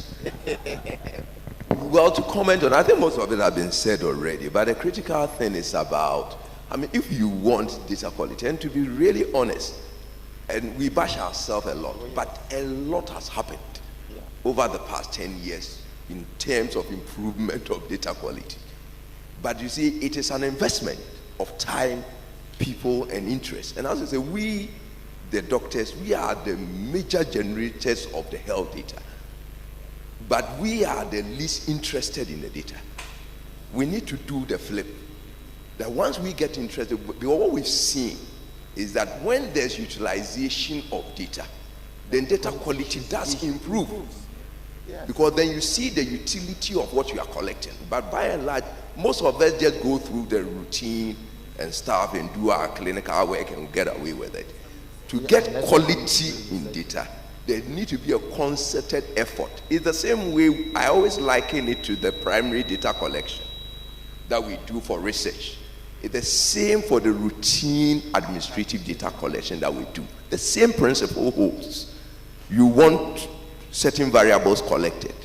You must define the variables clearly. You must develop the tools for collecting it. You must train people to understand the variables, because then you have the variable defined clearly, you train people to collect it, and when the data is collected, somebody is supervising the collection. Then the data is being validated. If you don't do that for the routine, you wouldn't get quality there. So that's what we keep emphasizing, that in all facilities, there should be data quality teams that every month go through the data and look at it. We've been doing some work with medical certificate of cause of death, for example. And that one is basically clinician-led. So far as the doctor doesn't write out the medical certificate of cause of death well, you are cooked. The data is bad. And most of us are trained pathophysiological. So when we write it, cause of death, maybe they say hypovolemic shock. Sometimes they say cardiac arrest. Of course, the person will get arrested and die. So it's not that's not what we want. We want the preceding thing, the underlying thing that cascaded all the things that led to the death. And it's taking a lot of training to let doctors understand that and do that. But I think we will get there, yes. And I think on the issue of the interoperability, it's true. We need standards. But what we've seen in this field, that the innovation is always ahead of regulation. And in a way, it is good, because then regulation sometimes stifles innovation. But then the regulation need to follow closely after innovation. But in Ghana, we appear to be running ahead of the innovation and leaving regulation. So we don't have a lot of standards there, and that's creating a lot of problems. So we critically need standards for interoperability, especially within the electronic medical record space. So that what it means is that the standards are defined clearly, and everyone has a system, but we can still talk with each other. And that's something that critically we have been pushing the mother ministry, the Ministry of Health, to try to do. Let's have standards. And then once we have standards, everybody can play. You don't need to have a monolithic system. You can have different systems, but we have standards. And it's even safer to have different systems. So those are the things we are trying to let the ministry understand, that that is the way to go. Thank you.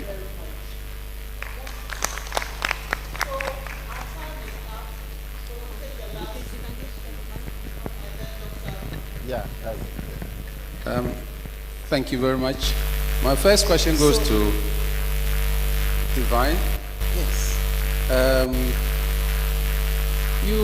Your lecture, you gave a very nice case studies telling us practical issues that have happened. Is there a way you can share this information with the professionals so that we learn from it, so we can avoid such things? I don't know whether you circulate such findings whenever you do your you conduct these things and you come out, you conclude on your cases. Do you share information so that we get to know this, so that we can be guided? If you can't go to individuals, probably it goes to facilitate or the institution so that they can share with the fellow doctors in terms of maybe the breast sucking issue and how you handle it, and what should be a deterrent and all other cases. That's my question to you, Divine. Then Sunkwa Mills is good, e-health and all that, telemedicine. But you also made a point that if we get our patients to enter their vitals, to do that, and then send information, they don't need to come to the clinics or they don't need to come to the hospitals. An excellent thing. What do you think about jobs that will be lost in the process? Nurses and other health staff who will not have anything to do. Then, Dr. McCarthy, do we as group practitioners or doing group practice, do we necessarily have to be under the same roof? Please, can that be the last question? Because there are others and the time is running. Last question from you. Okay. So, can we have group practice operating from different locations across maybe a city or even across the country? Thank you. Dr. Kutuasi. Thank you very much. I think I'll start with my comments for Dr. Banyubala. Can we Please, get straight to the point. Can we get to the point where the MDC operates like the GLC, where when people are found to have professional issues, they actually put on the website? I think it's to serve as a deterrent, because some of the things that, at least from my position in GMA, the things I hear and see, they are quite heinous. And a lot of our colleagues, because they haven't encountered MDC, think that MDC isn't doing anything. So I think that we should get to the point where we know that if you do something, it will go on the website, and anybody Googling your name will find you. Now I have a question I've been sent. How much of the undergraduate medical education time or energy or effort is devoted to developing professional traits? I think that question will be to you. Thank you. Okay, we will take one last question from the back. One. Thank you. Thank you very much. My question goes to Dr. McCarthy. It's basically on franchising. I don't know if, as medics, we've thought of the concept of franchising. I happen to be in a boardroom with a group of people who wanted to take up this matter. Like, they know hospitals in Ghana that are very viable, that are doing well, but they don't have the muscle to build branches across. What is your take on it? Can't we just franchise, take a franchise? I think the religious bodies are even doing better than that. Because pastors are franchising. You just buy into the idea, the vision, and then you pay some something to the main owner, and that's it. rather than all of us going to start up a new hospital everywhere. Then my second question is to MDC. Please, is there anything you are doing about this, our brothers who are doctors on social media? They are causing a lot of problems, because from your presentation, we on our own cannot do any sort of advertisement, which we do understand based on our ethics. However, these people are free to do advertisements. They even do it so boldly on every media, both traditional and social media. And it is worrying, because we are in the same space with them doing business. We are starting up hospitals with them in the same area, and they have opportunity to do sort of advertisement, and they are taking up the money. When they have the problem, they send it back to you to manage. So I just want your take on it. Thank you. Thank you very much. I didn't get our brothers, the description of the, but I suppose maybe you meant the herbalist. Okay. So we have Traditional Medicine Practitioners Council set up by 2000 Act. So they have responsibility for herbalists. In the past, we had serious challenges in coordinating our regulatory approaches. And without going into specifics, sometimes it was obvious that they were acting to undermine our regulatory mandate. But I must indicate that in the last 3-4 years, we have achieved a higher level of cooperation, and we are dealing with that. In terms of our professional advertising, yes, professionally we still do not permit certain kinds of advertising. So advertising is not unethical.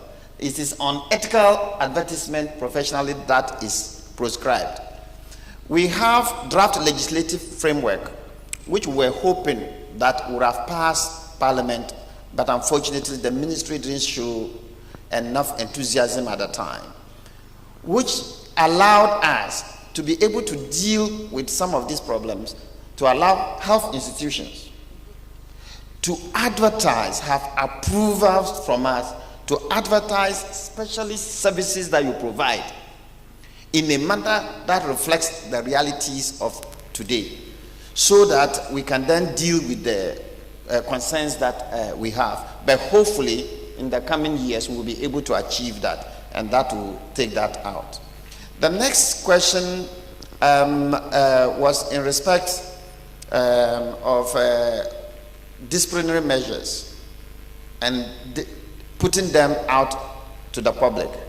In fact, we have been more proactive when it comes to fitness to practice issues, and where licenses are suspended, we advertise. Technically speaking, best regulatory requirement even requires that when complaint comes and you are named, you are put in. And then when we go through the process and the decision is made, whether positive or negative, we put it. At the international level, we have also we have a commitment to what we call PIE, Practitioner Information Exchange.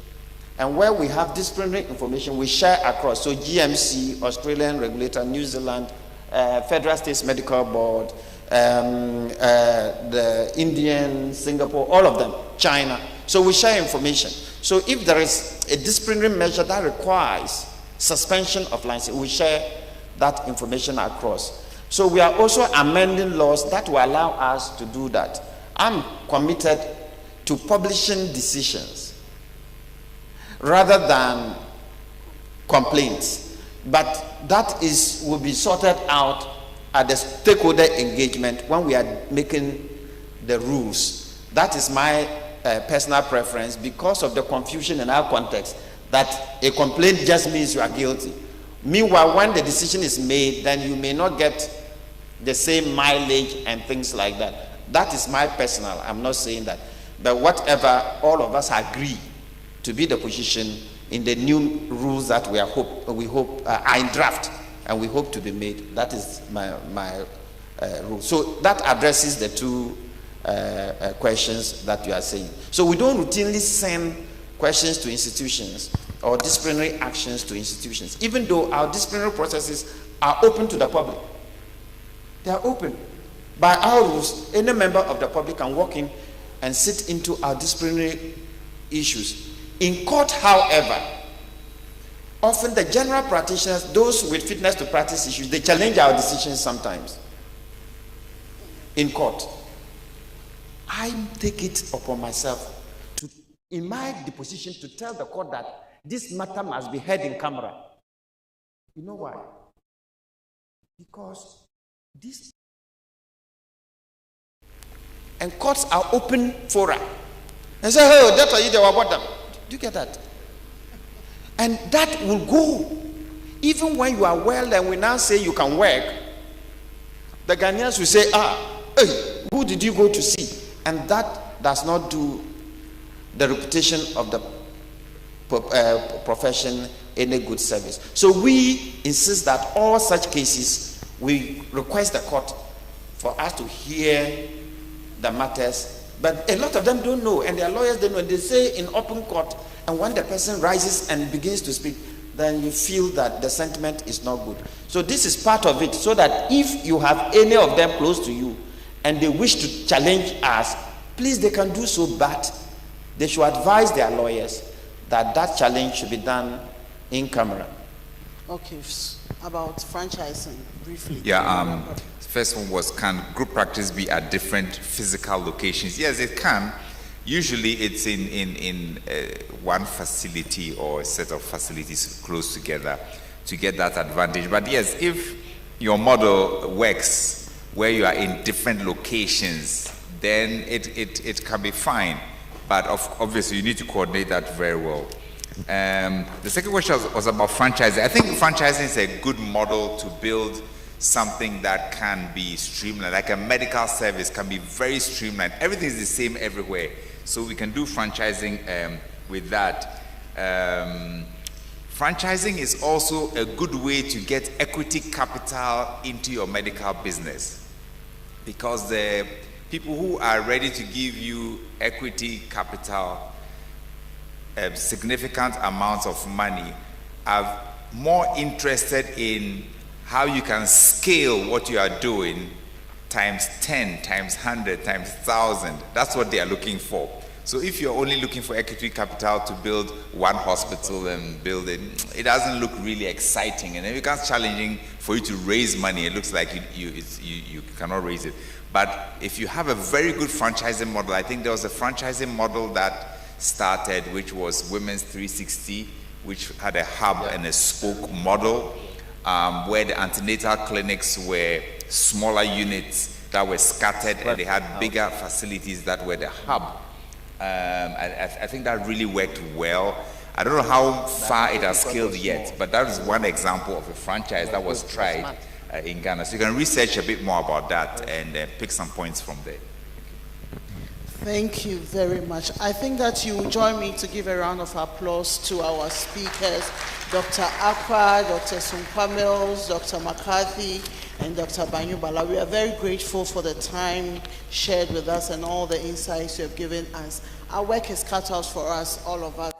All that we have learned, we should go back and use it, and we'll be better professionals. Thank you very much for having me. Thank you, Madam, for moderating us. Brilliant job. So, thank you so much. Brilliant job. Thank you so much for the moderation session. Shall we put it up for them much better whilst they take their seats, please? Can you kindly resume your seats for us? Thank you very much. Thank you. Thank you. So all too soon we've come to the close of the scientific session. Kindly indulge me a few more minutes so that we'll take our lunch. I would not even attempt to summarize this as chairman, but just to do a thank you to our presenters, our registrar, Dr. Divine, and then Dr. McCarthy, thank you. Dr. Sunkwa Mills, thank you. And Dr. Akwa, quoting himself profusely, thank you very much. Thank you to Dr. Amwaku Coleman as well for handling the moderation session as well. Would say that lunch is ready. Would have just a few protocols for that. The first one is that this is the pass for your lunch. So everybody must have their own hanging around their necks to access lunch. Lunch is served together with snacks, so you can have both of them at the same time. Council and invited guests, kindly note that you have a reserved area where the ushers would take you in for your lunch. I'm informed. Oh, the rest of you, we have multiple standpoints so that you just have short intervals to access your lunch. I'm informed by the president of the Ghana Medical Association that one of our sponsors, Terlium Industries, the producers of Verna water that we have here in copious amounts, would want to interact with members and kindly give them an A rating so that we can be sure that we'll continue getting that supply of water for our programs. On this note, as chairman for the scientific session, having transmogrified to an MC and also giving the vote of thanks, I would want to bring this occasion to an end. Would see you in the afternoon session where we expect all of you to be around. The engagement with the political parties will just be brief, about an hour, I'm informed. So all of you kindly, right after lunch, please come back so that we could.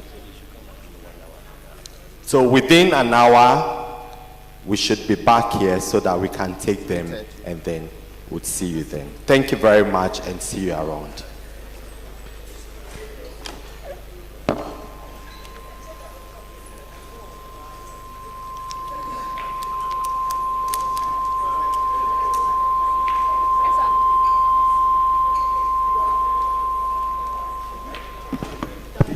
Please, all the dignitaries and invited guests, this gentleman will usher you to the venue for your lunch. Please raise your hand, let them see you.